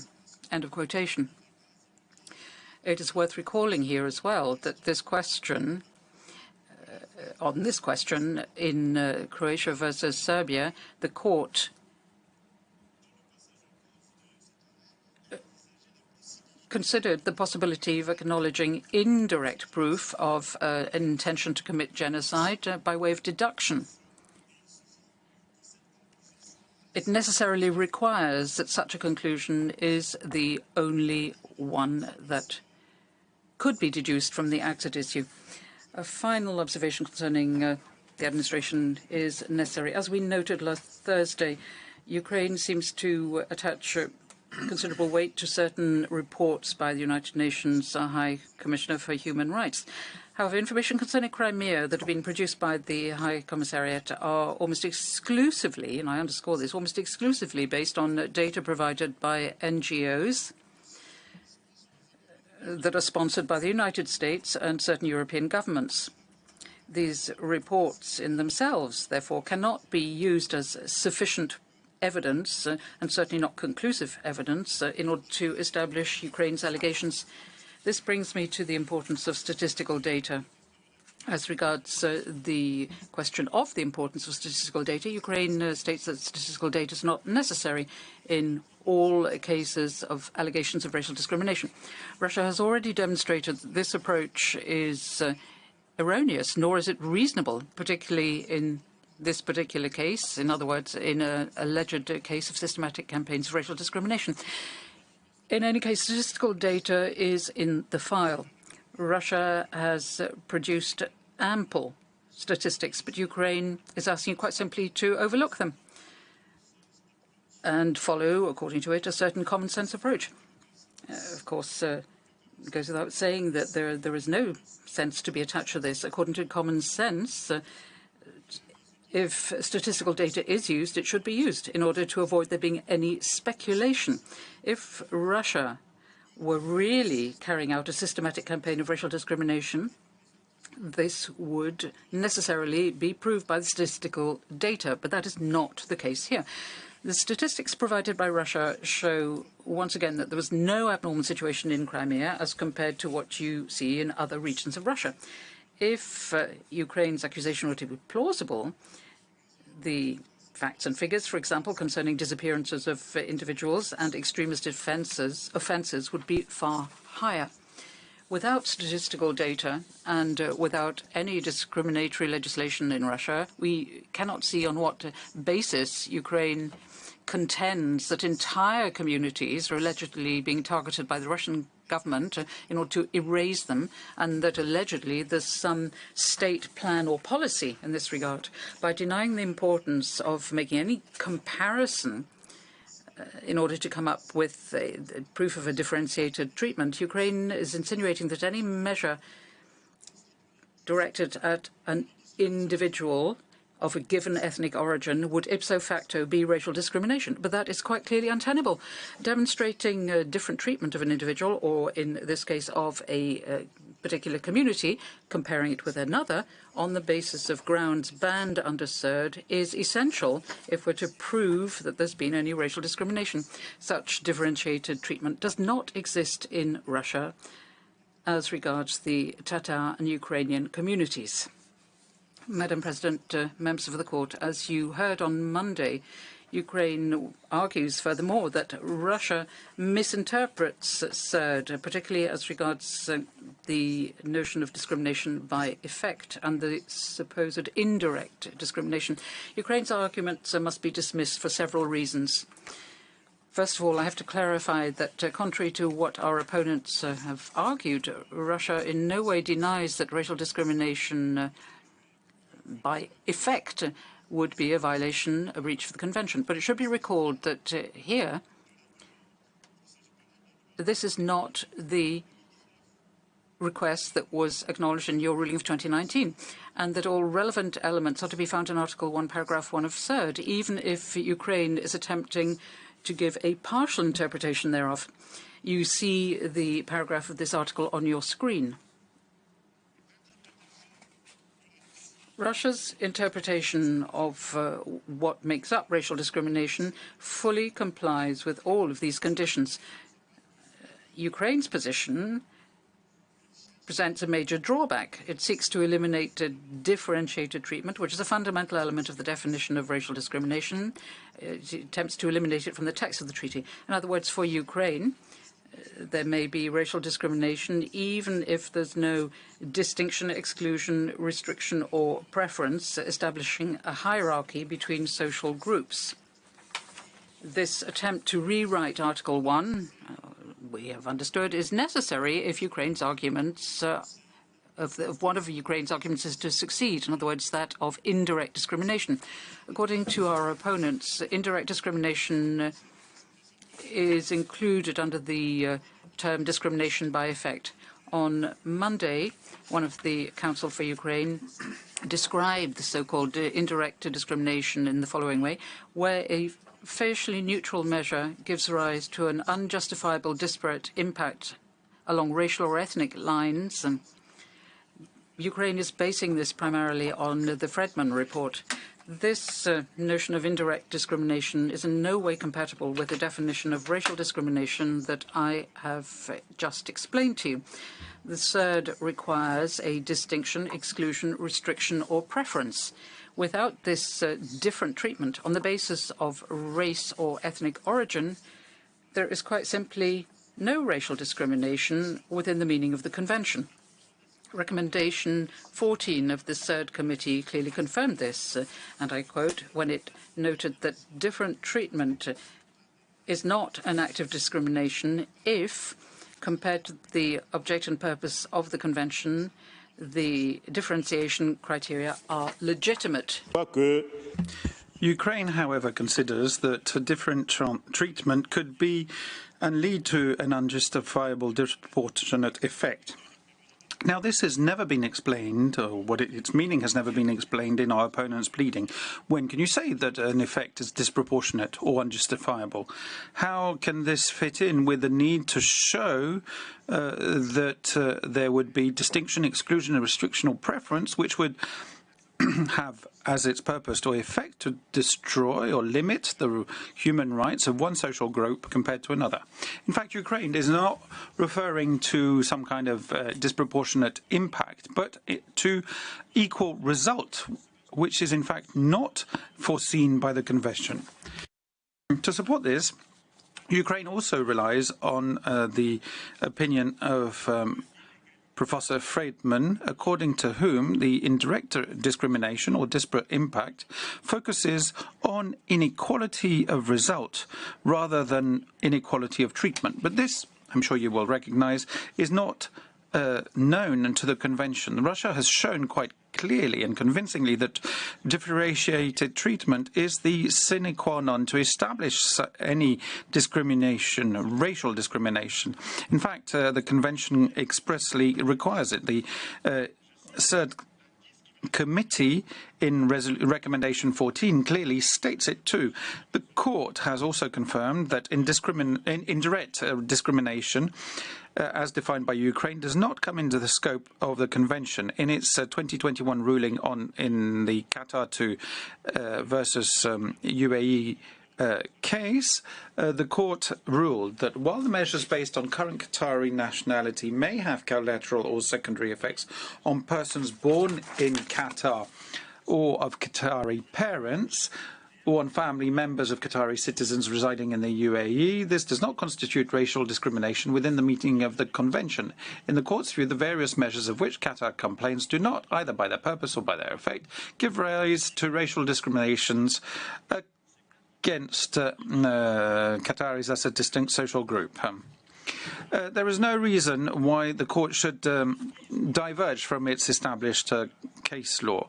The measures taken by the Russian authorities, taken, for instance, on the basis of illegal extreme acts committed by some individuals, may, of course, lead to collateral or secondary effects on persons of Tatar or Ukrainian descent. In fact, on people of any racial or ethnic descent. But that does not constitute racial discrimination under third. This does not give rise either to in their purpose or their effect to racial discrimination against Tatar or Ukrainian communities on the basis of their ethnic origin. Ukraine also refers to the consultative opinion on minority schools in Albania. To convince you that this opinion on inequality, in fact, is analogous to the reference in third of the disparate effect of an apparently equal treatment. But that is not the case. In fact, the consultative opinion clearly shows that equality does not concern non-discrimination, but in fact a balance or equilibrium, notions which are not covered by the Convention. And that's all you can say. Here, equality in law precludes discrimination of any kind, whereas equality, in fact, may involve the necessity of different treatment in order to attain a result which establishes an equilibrium between different situations. As concerns, Madam President, of now the supposedly discriminatory acts, what you need to understand is that Ukraine is no longer denying the obvious. at least as concerns discrimination by effect, including indirect discrimination, the acts of a state may well be justified and thus would not constitute racial discrimination under the Convention. In fact, Ukraine now states, in contradiction with its initial claim of an alleged systematic campaign of racial discrimination, it claims that its allegations rely on an alleged discrimination by effect, meaning that the measures taken by the Russian authorities may therefore be justified and be compatible with a convention. Now, it's also worth noting a significant particularity in the strategy of Ukraine. Even though it admits, as concerns discrimination by effect, that justification may be possible. At the same time, Ukraine states that the purpose to discriminate may be derived by inference only of the disproportionate effects of a measure. Now, with this argument, Ukraine seems to want to deprive states, or Russia in this case, of the opportunity to justify its objective conduct. And this would include carry a number of significant risks insofar as a measure taken by a state with the slightest effect on a minority or a single member of a minority in any field whatsoever should be considered as discriminatory and therefore in breach of the Convention. States would therefore be unable to take any necessary measures to ensure law and order or guarantee national security, lest it breach the Convention. And this absurd argument cannot be upheld by your jurisdiction. How can a state justify a measure? Let me refer you back to recommendation 14 of the committee. As you can see it up on the screen, I won't read it out entirely. It is very well known. Let me just, however, make a few comments in this respect. First of all, Ukraine has on a number of occasions accused Russia of wanting to consider the validity of its measures as being self-judging. Now, this is inaccurate.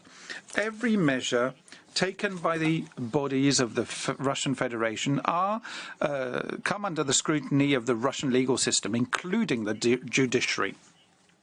Moreover, it should be noted that Russia has submitted to the jurisdiction of your court. Russia has absolutely nothing to hide.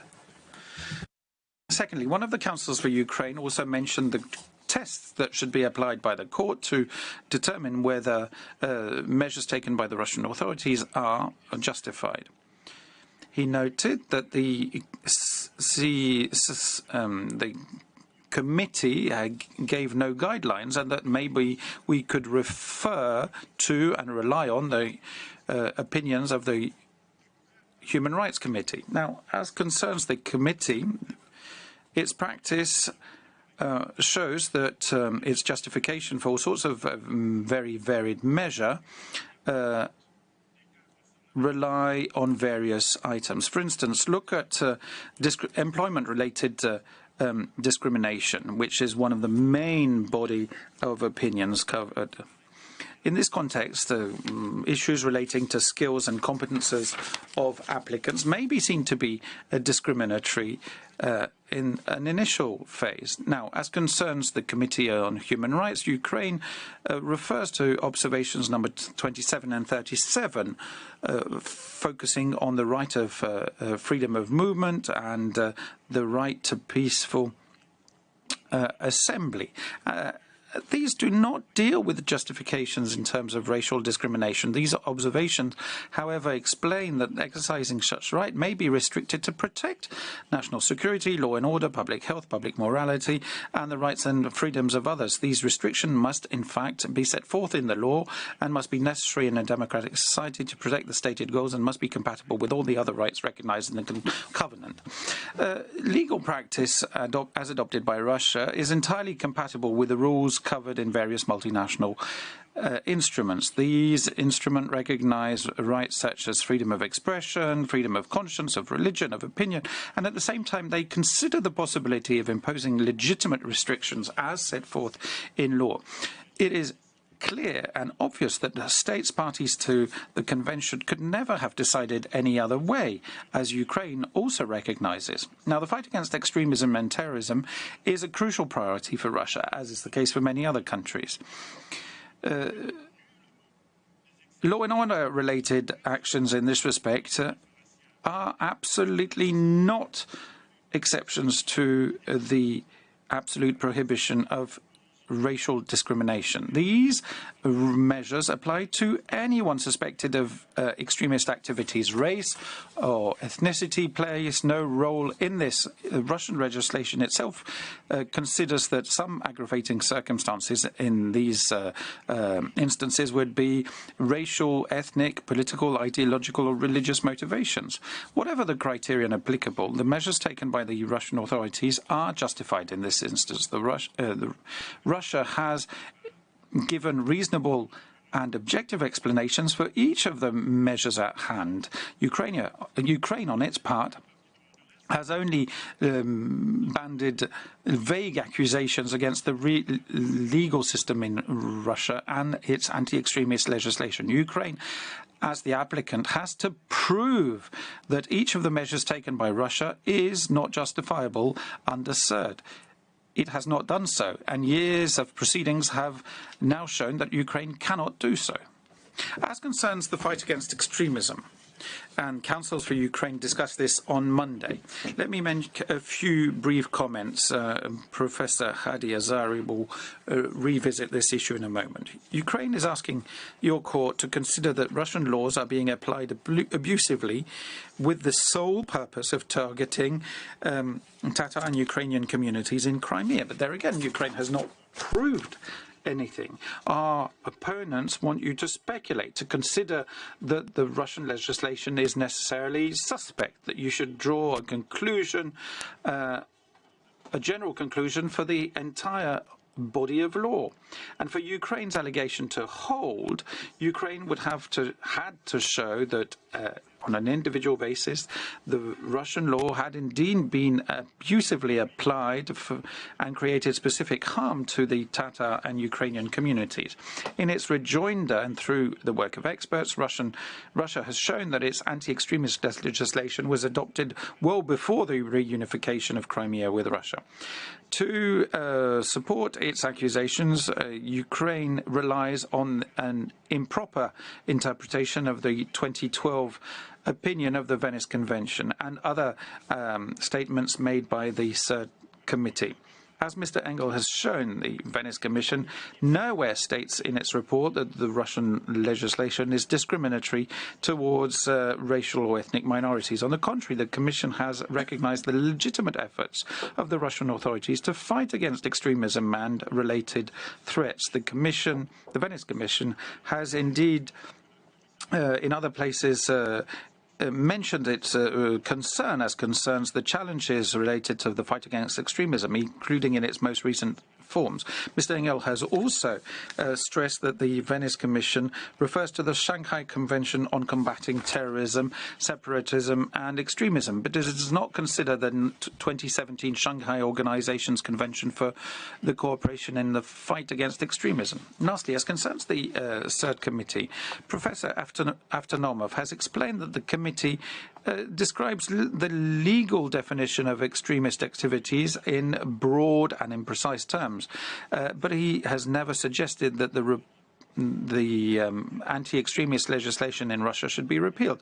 What is important is that the committee has never determined that the Russian legislation would be discriminatory against Tatar and Ukrainian communities. Let us note that according to the statistical data, the extremist activities are not significant in Crimea. Over 2014-2022, the number of extremist offences in Crimea was 1.5% of the overall infractions and offences in Russia. Only 161 offences have been registered over 9 years, compared to 10,640 for the whole of Russia. 100 individuals have been prosecuted for extremist offences in Crimea, 1.3% of the total number of people people detained over 2014-2022, or 0.005% of the entire population of the region. Let me lastly mention the real aim of Ukraine in this case. And clearly, as you have heard over the course of the hearings, its aim is undoubtedly to discuss before your court of the status of Crimea, an issue that does not come under your jurisdiction. This is highlighted by two things. First of all, Ukraine is still insisting on the fact that political opinion would be relevant to establish ethnicity. As we have shown last week, this is entirely incompatible with your ruling in the Qatar against UAE. Indeed, the court observed that the definition of racial discrimination in the Convention includes national or ethnic origin. These references to origin denote, respectively, a person's bond to a national or ethnic group at birth. There's therefore no doubt ethnicity is a trait acquired at birth. All the efforts made by Ukraine to convince you to drop your case law is in vain. The political aim of Ukraine also transpires in the wording used. For instance, a collective punishment for their principled opposition to Russia's perpetrated annexation of Crimea, or a policy on Russia's part of neutralizing those voices capable of providing the Crimean Tatar and Ukrainian communities with political and intellectual leadership. Or those acts should be treated as discriminatory measures designed to force the ethnic groups into submission to Russian occupiers, not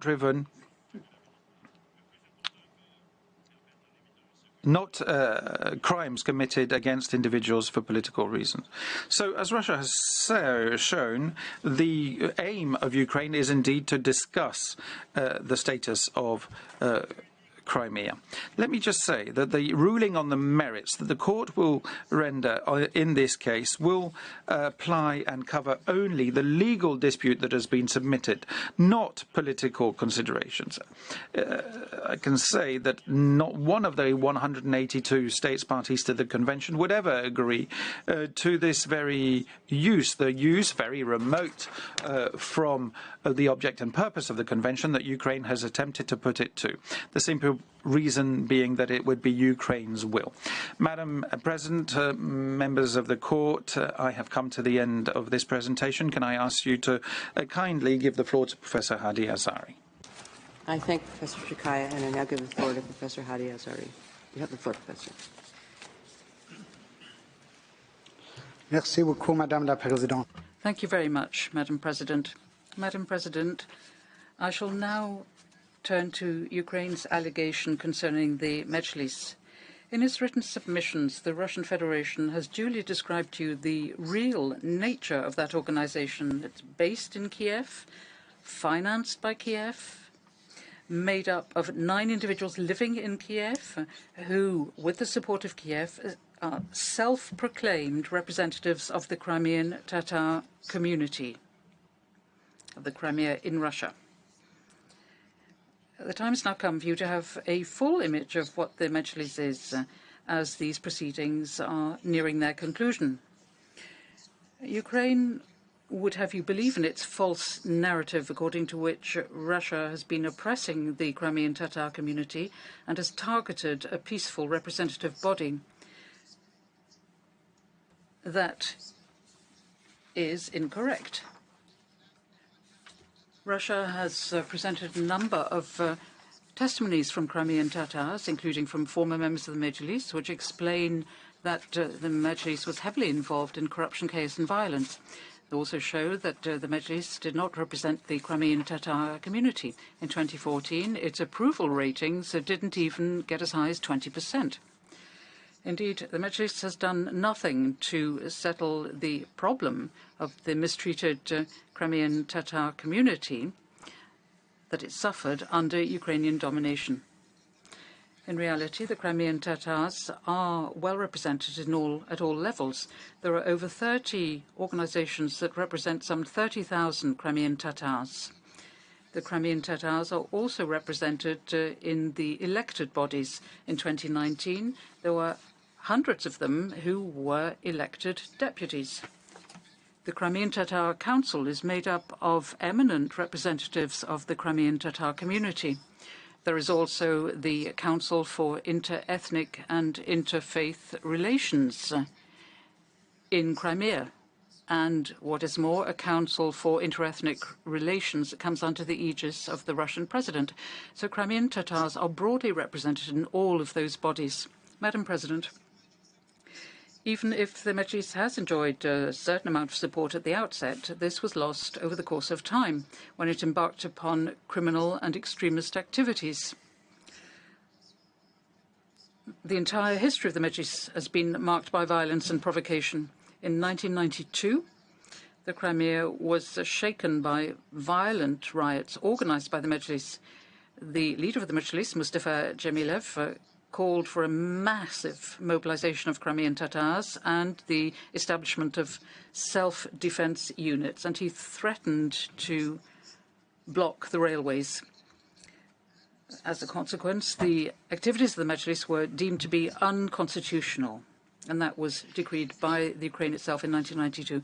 Over the course of time, the Mejlis and its leaders have never chosen to go down the avenue of peace and dialogue, but only issued ultimatums and embarked upon acts of violence. In this regard, I would respectfully refer you to paragraphs 144 to 167 of the Counter Memorial to see the detail of those events that occurred during the Ukrainian period of Crimea's history. In 2014, the Crimean Tatar Assembly, the Kurultai, decided to cooperate with the Russian authorities. The Mejlis, the function of which was to implement that decision, chose to ignore it. Ukraine itself stressed the vital importance of the Kurultai in its oral arguments on Monday, and it didn't challenge the fact that the Kurultai is not banned in Russia. Ukraine claims that Mejlis has been banned in order to target the Crimean Tatar community and deprive it of its political leadership, a sort of revenge, if you like, for its refusal to bend the knee before Russia. Even though this is an absurd assertion, it has at least the merit of showing that Ukraine does not believe in that the ban of the Mejlis was decided on racial grounds. Even if Ukraine's far-fetched position were to be believed, this would be a question of politics and not of ethnicity. In reality, Ukraine does not take account of the overwhelming evidence that shows the real reasons for the decision to ban Mejlis. I'd like to cite a couple of cases, but there are a lot of others as well. These two cases are particularly relevant because they are at the very root of the legal decisions concerning the ban of the Mejlis. On the 3rd of May 2014, the Mejlis supporters attacked a border post at Armyansk in order to try to enter Crimea, using force against the border service officials. In 2015, there was the blockade of Crimea. Last week, I showed you some photographs of this blockade. Ukraine remained totally silent on this on Monday. The 2015 blockade was the inspiration of the Mejlis, and it was implemented by the Mejlis members, soon to be joined by the right sector neo-Nazi organization. Mr. Choborov never denied that he's one of the brains behind it. Mr. Leonid Islyamov, who's a close ally of the Mejlis, even referred to it in terms, using the term jihad. Those behind the blockade acknowledged that they had created a humanitarian catastrophe in Crimea. There was the energy blockade, but water supplies to Crimea were blockaded as well. That was the water blockade. They prevented transport vehicles from entering Crimean territory. That was the transport blockade. There was also a trade blockade that prevented the delivery of certain goods to Crimea. Let me also underscore that the energy blockade occurred in the month of November, when it was cold. Ukraine had not supplied gas to numerous Tatar households in Crimea, and people were frozen to the marrow. How can the Mejlis claim to represent the Crimean Tatars having done that to them? That is why in 2016, 5 Crimean Tatar organizations asked the Mejlis to explain itself. Madam President, that is the reason why the Mejlis was banned. There's absolutely no question of ethnicity that came into that decision. In the eyes of any reasonable person, it was extremism. Ukraine finds no further evidence for its allegation that the Mejlis ban was a breach of CERD.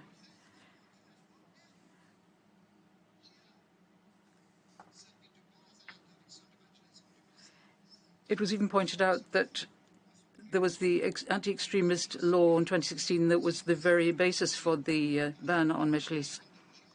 On Monday, Professor Coe asserted that far from justifying Russia's attempt to discriminate in the face of non-derogable norms, its national security law constitutes compelling evidence of Russia's discriminatory purpose as applied to Crimea. And in support of that erroneous statement, he relies on a statement taken out of context to say that certain international bodies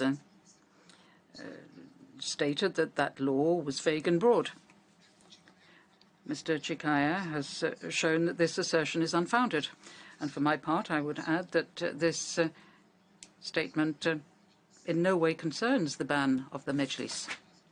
Madam President, the list of extremist organizations that are banned in Russia has some 101 entries, of which 77 are pseudo-religious or Russian pseudo-nationalist. In 2016, 14 organizations were added to the list, including the Mejlis.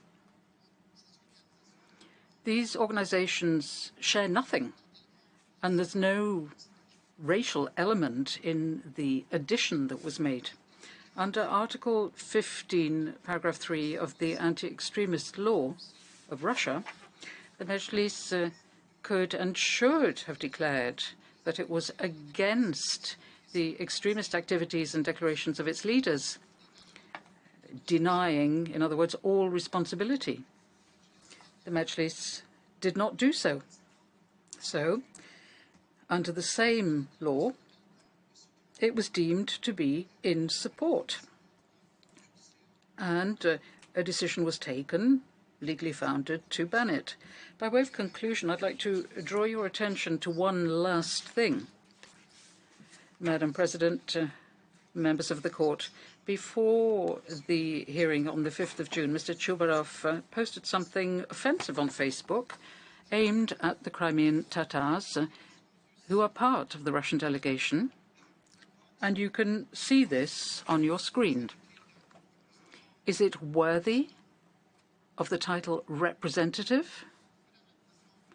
Madam President, members of the court, this brings me to the end of what I wanted to say about the Mejlis, and I'm now going to move on to education in Crimea.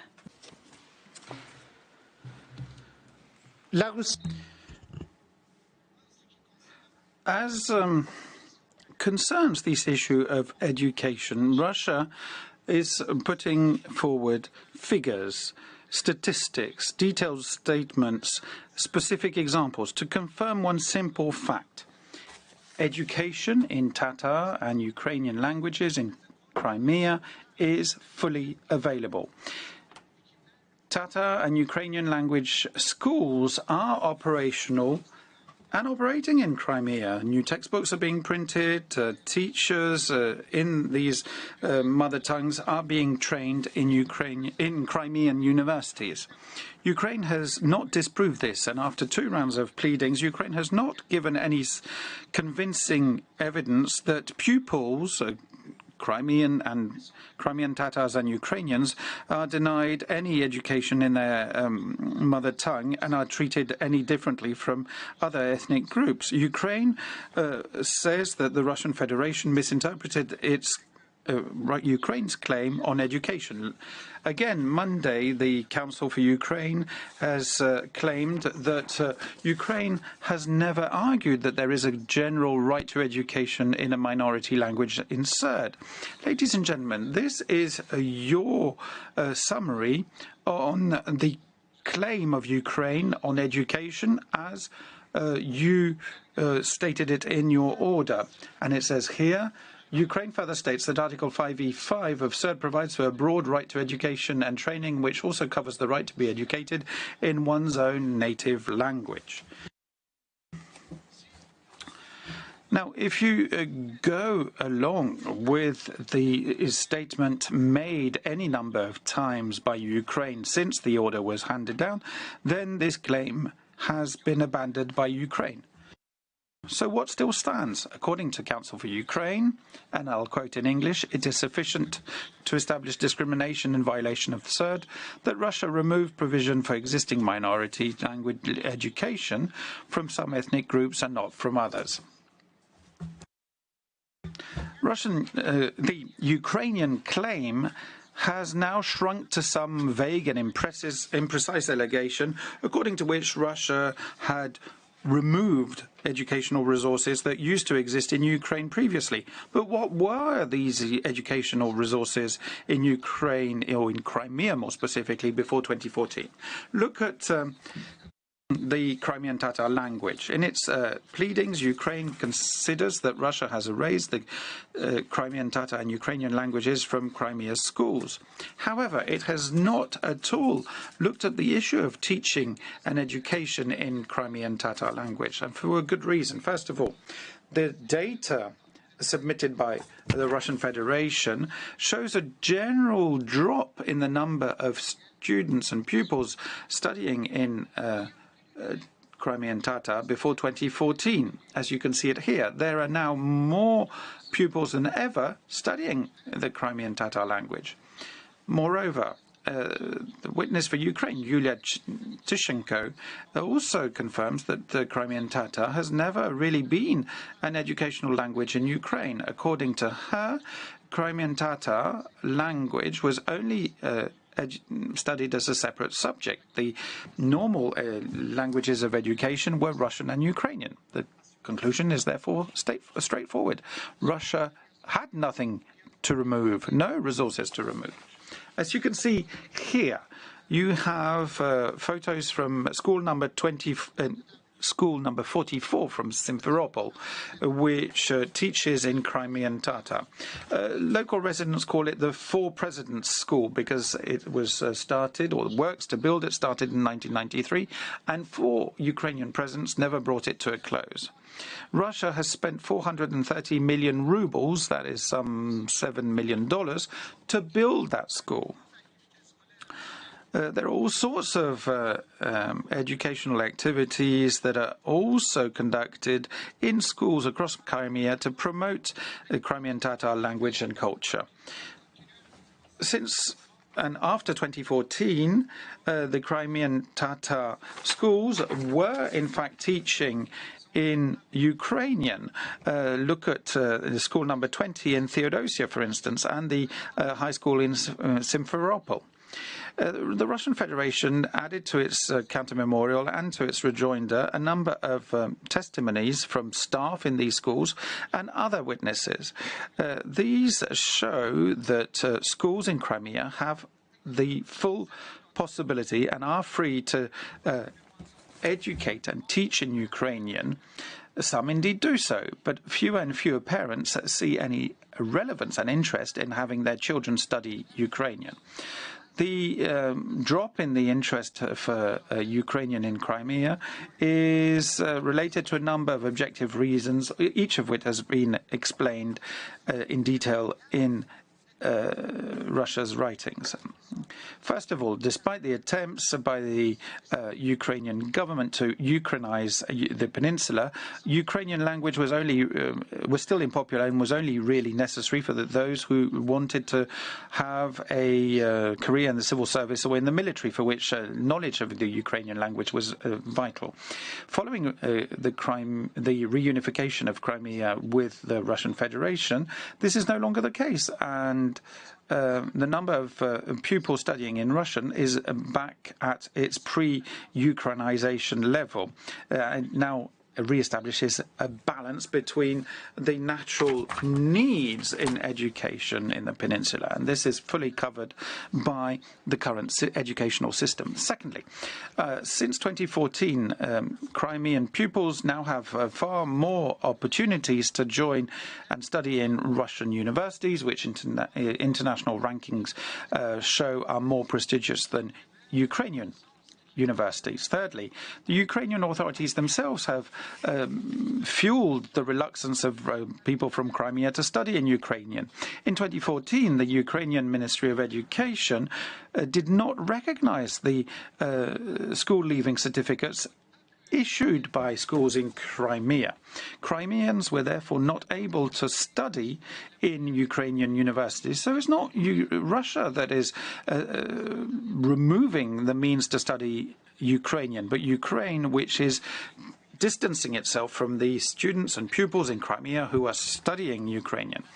Having experienced so many such measures on the part of Ukraine, the interest of families to study Russian and the lack of demand for Ukrainian is perfectly understandable. Schools in Crimea host dozens of events promoting the Ukrainian culture and language, and this goes against any misleading statements made by Ukraine to the effect or relating to the erasure of Ukrainian culture and education. Let me come back to the Albanian schools mentioned that Ukraine has relied heavily in this case.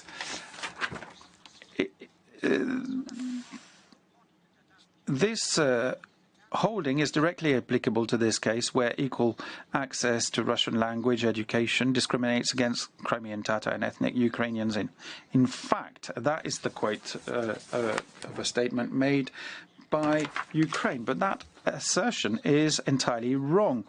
The Russian Federation has shown that it is not discriminatory in Crimea.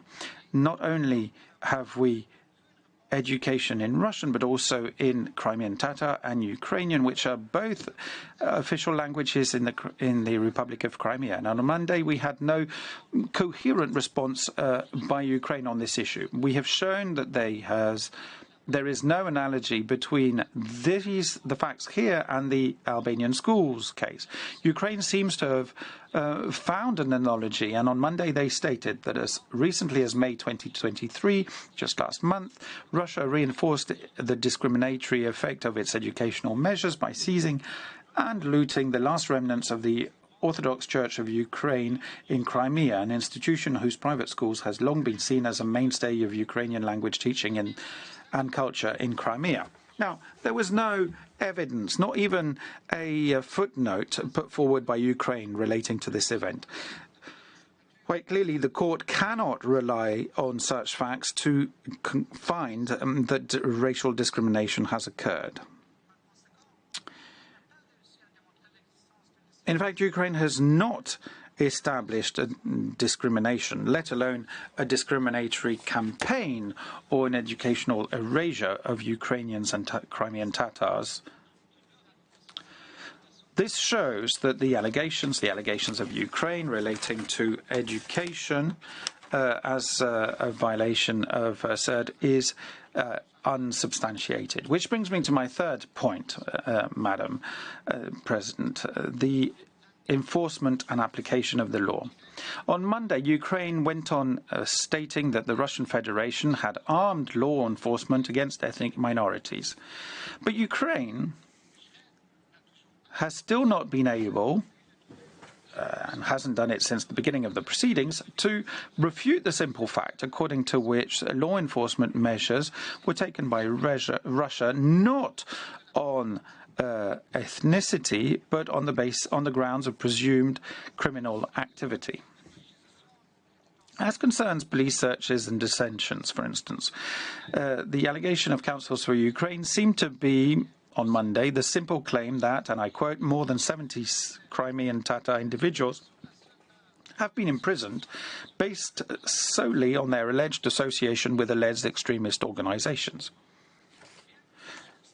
Even though the sources referred to by Ukraine does suggest that this statement is questionable, it does, however, confirm the position of Russia since the very beginning, that these repressive measures have been taken on the grounds of association with violent and extremist organizations, not on the ethnicity of individuals. The case of Mr. Server Mustafayev, a Crimean Tatar currently in prison for his involvement with Hizb ut-Tahrir, an extremist organization, is one example. Counsel for Ukraine have not denied that Mr. Mustafayev had links with the organization, an organization whose declared aim is the establishment of an Islamic caliphate and the enforcement of Sharia law across the world, and which has been banned in Russia since 2003. The court must also know that this organization has been banned in other states, and that this approach has been confirmed by the European Court of Human Rights. In fact, Ukraine is suggesting that to the courts that Russia is not entitled to identify threats to national security and to act accordingly. Ukraine also maintains that a government cannot tackle violence and extremist threat when individuals involved can be said to belong to a specific ethnic group. This argument is not just clearly erroneous here, as my colleague has shown. It is also particularly dangerous if it were to be given a broader application in international law. And that's an argument that states would never have agreed to when becoming parties to the Convention on Elimination of All Forms of Racial Discrimination. Madame et Monsieur de la Cour. Madam President, distinguished members of the Court, other individuals which Counsel for Ukraine sought to dwell upon yet again on Monday are those regarding purported disappearances, kidnappings, murders and torture. But these instances equally exemplify the fundamental weakness of Ukraine's arguments. For example, Mr. Gimlet stated that the purported kidnapping and murder of Mr. Damatov was a discriminatory act. Yet the Ukrainian authorities themselves, as we explained in our rejoinder, determined that Mr. Damatov's death, in accordance with Ukrainian criminal law, was an intentional murder of a kidnapped individual and not an intentional murder motivated by racial, national or religious intolerance. For its part, the Russian Federation, which was in no manner implicated in the kidnapping of and murder of Mr. Damatov, made huge efforts to investigate this crime. As we explained in our memorials, Ukraine itself recognized that more than 270 witnesses were questioned by the Russian authorities and that more than 50 forensic analyses and 50 examinations were conducted. Besides, Ukraine itself refused a request for legal assistance lodged by the Russian authorities in charge of the investigation into this incident, but it had the temerity to criticize Russia in this great Hall of Justice for the way in which it conducted the investigation. Let us not forget that Counsel for Ukraine recognized again on Monday that the court may have some difficulty in attributing these disappearances to Russia. It is also revealing that Mr. Gimlet only made one general reference to the attribution under Article 8 of the Articles on State Responsibility, without in any way mentioning Russia's arguments, which demonstrate that the criteria set out in that article can clearly not be satisfied in the case before us. Furthermore, Ukraine has not claimed Russia played the slightest part in the purported kidnapping of Mr. Chenkun, a Euromaidan militant Yet again, we have shown in detail that Russia conducted an in-depth investigation into that case, even if the alleged events occurred before the reunification of Crimea with Russia.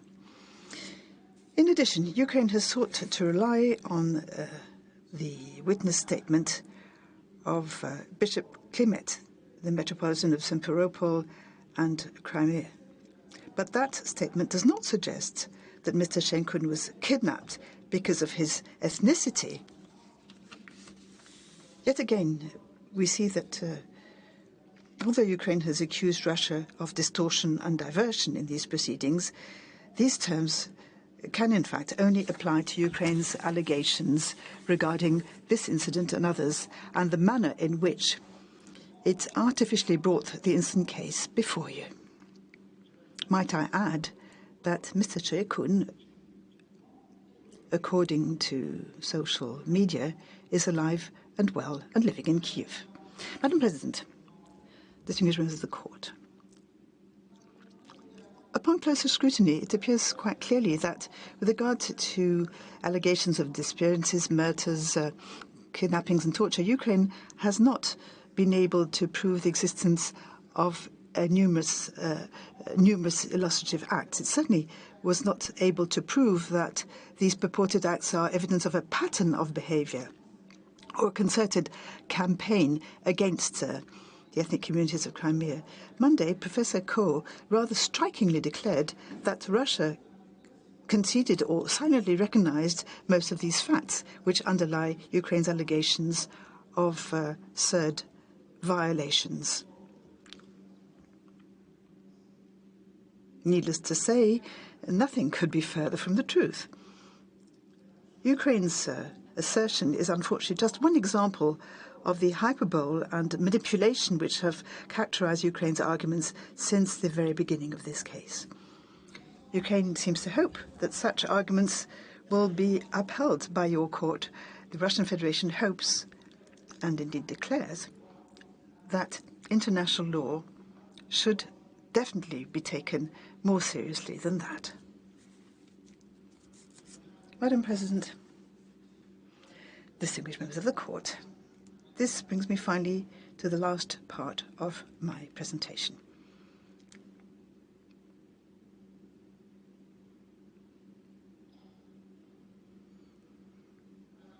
Madam President, distinguished members of the Court, I would like to come to Ukraine's allegation according to which the Russian Federation did not abide by the court's order on provisional measures delivered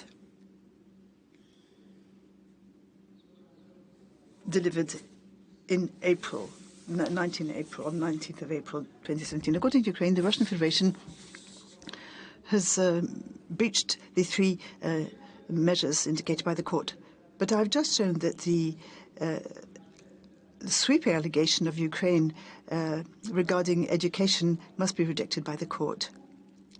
Equally, Ukraine's claim regarding a breach of the court's order must be rejected. Regarding the purported violation regarding the aggravation of the dispute contained in the court's order, I would like to say words about this, and this will conclude my presentation. Ukraine has emphasized events which took place as of February 1922, but this bears no relationship whatever with the present proceedings. In your 19th of April 2017 order, you said expressly that the case of which the court is seized is of limited scope. Besides, Ukraine itself has brought a separate case before the court regarding the events which occurred as of February 2022, invoking the Convention of the Prevention and the Suppression of the Crime of Genocide. Whereas Ukraine has described Russia's conduct as making more difficult the settling of the dispute before you, it is a fact that the Russian Federation has actively sought a negotiated settlement between the parties in this case. In its response, Ukraine has called this proposal inappropriate. We had to remind it that in our rejoinder, the court itself, which the court itself has said, and pending a decision of the court on the merits, any negotiation between the parties with view to achieving a direct and amicable settlement is to be welcomed, quote unquote. Madam President, distinguished members of the court, I can but repeat that the Russian Federation has taken significant measures at all levels of its administration to comply with your order. The allegation according to which the order has not been respected cannot simply cannot be upheld. And this brings me to the end of my submission. I thank you for your kind attention, and I would ask you, Madam President, to give the floor to Maître Jean-Charles Chikaya. Thank you. I thank Professor Azari, and I now invite Professor Chikaya to address the court. You have the floor, Professor.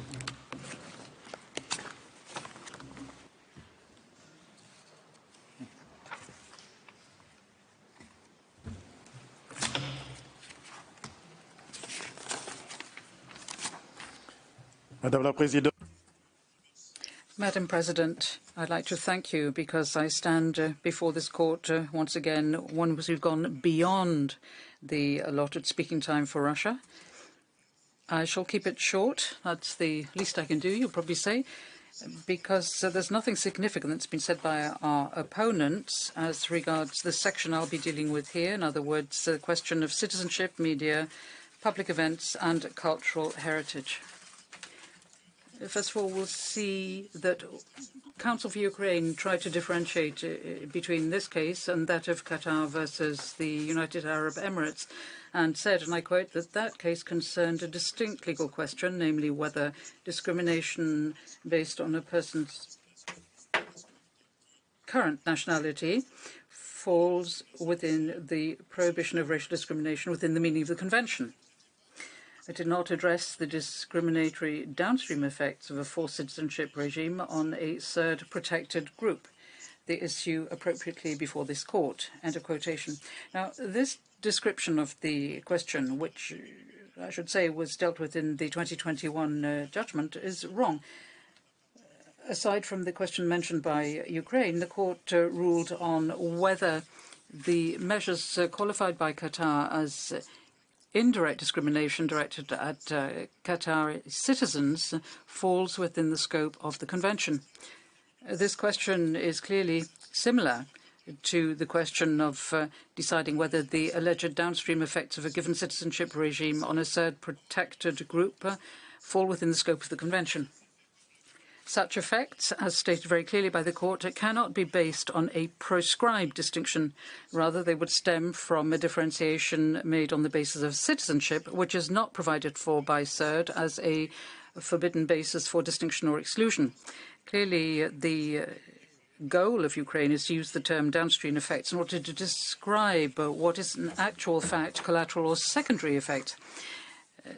In this context, the judgment in Qatar versus United Arab Emirates cannot be separated from the question before you today, and there is no need to deviate from jurisprudence.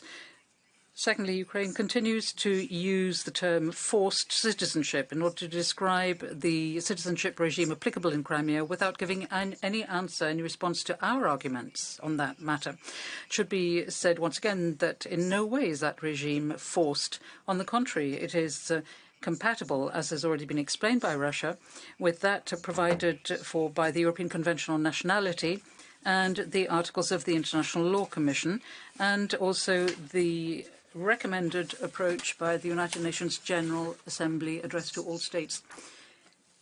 On this matter, I would, with all due respect, refer you to the written submissions in paragraphs 410 to 424 of our rejoinder for further detail. Thirdly, Ukraine did not mention citizenship in its final conclusions. And here I'd like to refer to the court's decision in the asylum case, and I quote, "One must bear in mind the principle that it is the duty of the court not only to reply to the questions as stated in the final submissions of the parties, but also to abstain from deciding points not included in those submissions." End of quotation.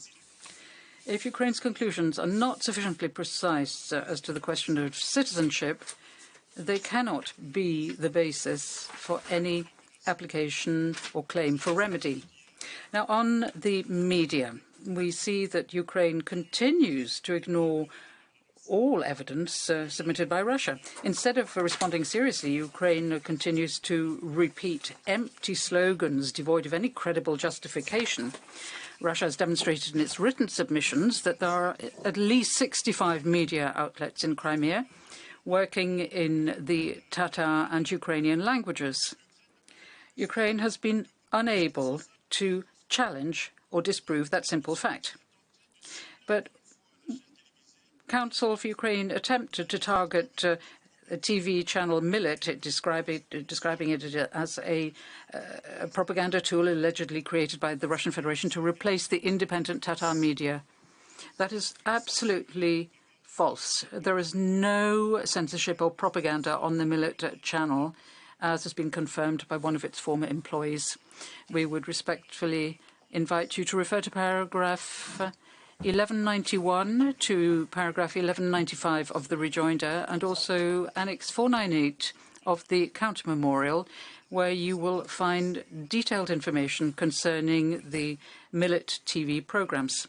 Ukraine's argument is in fact limited to the fact that Millet receives financing from Russia. But it should be underscored that the only Tatar channel in Ukraine, ATR TV, that Ukraine contrasts with Millet is financed by the Ukrainian government. And when the financing of ATR 25 came to a halt in 2021, the channel stopped broadcasting. Which brings me to public events. Ukraine is still going on and doing the same thing, namely ignoring the evidence submitted by Russia that shows conclusively that there is no differentiated treatment against specific ethnic groups. Ukraine has not disputed that a number of public events has been successfully organized by the Tatar and Ukrainian communities, including Surgun and the celebration of the birthday of Taras Shevchenko. In its statement on Monday, Council for Ukraine strangely stated that Ukraine had decided to supply comparators to establish racial discrimination where, and I quote, it makes sense to do so, end quote, while referring to the organization of public events. But Ukraine has, in fact, not referred to any comparators, showing that Russia treated the Tatar and Ukrainian communities differently on such public events.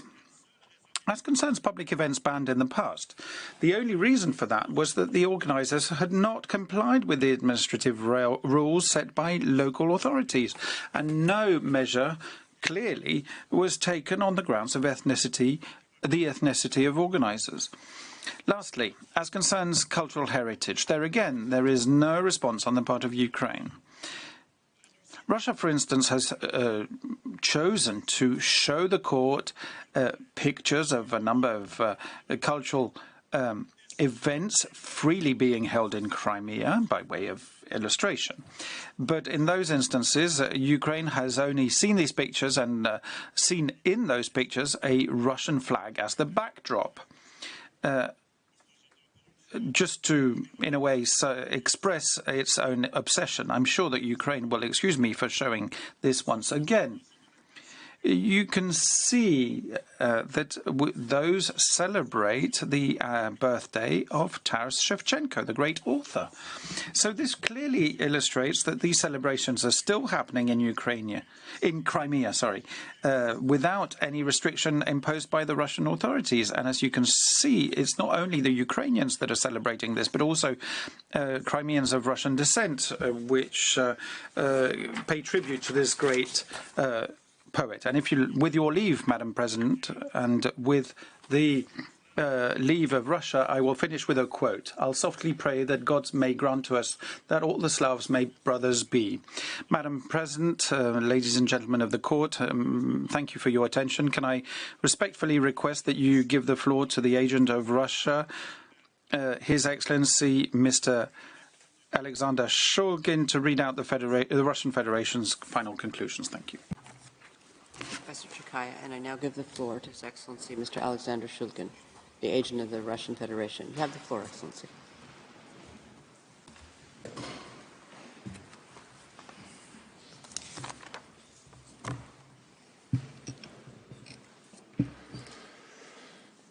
Madam President, members of the court, it's an honor for me to conclude the presentation of Russia's position and deliver its final submission.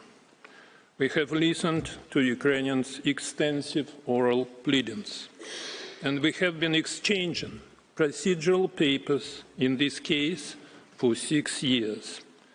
Now, it is more than obvious that Ukraine decided to misuse two important multilateral conventions, the ICSFT and the CERD, for its own political purposes. On the basis of the ICSFT, Ukraine seeks to brand the people of Donbas as terrorists, and the DPR and the LPR as terrorist organizations. In support, it basically relies on several selling incidents taken out of the context of the bloody armed conflict, which Kiev has unleashed and pursued for all these years. Ukraine wants you to forget that it shelled and bombed the people of Donbas. It wishes you to forget that people of Donbas for years were subjected to blockade that brought them to the brink of the survival. Ukraine also seeks to exploit the tragedy of MH17. Moreover, in support of its allegations, Ukraine relies on fake evidence and threatens those who reveal the deceit. According to Ukraine, Russia somehow had an obligation to cooperate on the basis of speculative allegations that are supported by no one and cannot be proven to be terrorism even after 6 years of legal proceedings before this court. Ukraine devised this narrative in order to justify its war against Donbas, its violations and subsequent rejection of the Minsk agreements that led to the current armed conflict. Now it seeks to have this court's decision behind these heinous actions. Ukraine also attempts to misuse the CERD in order to accuse Russia of a fictitious apartheid-like regime in Crimea. The only support it has are just big, empty words regarding, I quote, tens of thousands of victims, unquote, and statements of extremists that have engaged in water, energy, and trade blockade of Crimea. Extremists that are rejected by their own people in Crimea, who call them traitors. Ukraine has the audacity to request this court to install these extremists and their organization as a representative organ of Crimean Tatars in Crimea. They seek to have this court's decision behind Mr. Chubarov, who threatens Crimean Tatars from this very courtroom. Ukraine has hypocritically requested court's protection on behalf of people of Donbas and Crimea. But these people do not need and have not asked for Ukraine's protection. They have chosen different destiny. What Ukraine means by that protection is more than evident from misanthropic statements of its high-level officials and blatant armed attacks. It is also clear that Ukraine has pursued these proceedings in order to distract world's attention from its own dealings, its state support for Nazi organizations and leaders, its suppression of Russian language and culture, as well as disdain For any other ethnic minorities, Ukraine came to this court with dirty and bloody hands. Ukraine uses this courtroom in order to project its false narratives. In its imagination, it has already won this case. Its submissions take the form of orders to this court and international community. However, Russia believes that this court will see the reality beyond the maze of artificial arguments and misrepresentation of facts, beyond pressure and myriads of political decisions. This is, at the end of the day, the role of chief judicial organ of the United Nations. Madam President, distinguished members of the court, in conclusion, I present to you the final submissions of the Russian Federation. For the reasons explained in its written submissions and developed further during the oral hearings, and for any other reasons that the court may deem appropriate, the Russian Federation respectfully requests the court, first, to dismiss all the claims that Ukraine made under the International Convention for the Suppression of the Financing of Terrorism, and second, to dismiss all the claims that Ukraine made under the International Convention on the elimination of all forms of racial discrimination. Madam President, distinguished members of the court, I thank you for your kind attention. I would also like to take the opportunity to thank all members of the registry and interpreters for their dedicated work throughout the hearings. This concludes the oral argument of the Russian Federation. Thank you. I thank the agent of the Russian Federation. The court takes note of the final submissions that you have just read out on behalf of your government. This brings us to the end of the hearings in the case concerning application of the International Convention for the Suppression of the Financing of Terrorism and of the International Convention on the Elimination of All Forms of Racial Discrimination, Ukraine versus Russian Federation. I thank the representatives of the two parties for the assistance they have given the court by their presentations in the course of these hearings. In accordance with practice, I shall request the agents of the parties to remain at the court's disposal to provide any additional information it may require. The court will now retire for deliberation. The agents of the parties will be advised in due course as to the date on which the court will deliver its judgment. As the court has no other business before it, the sitting is now closed.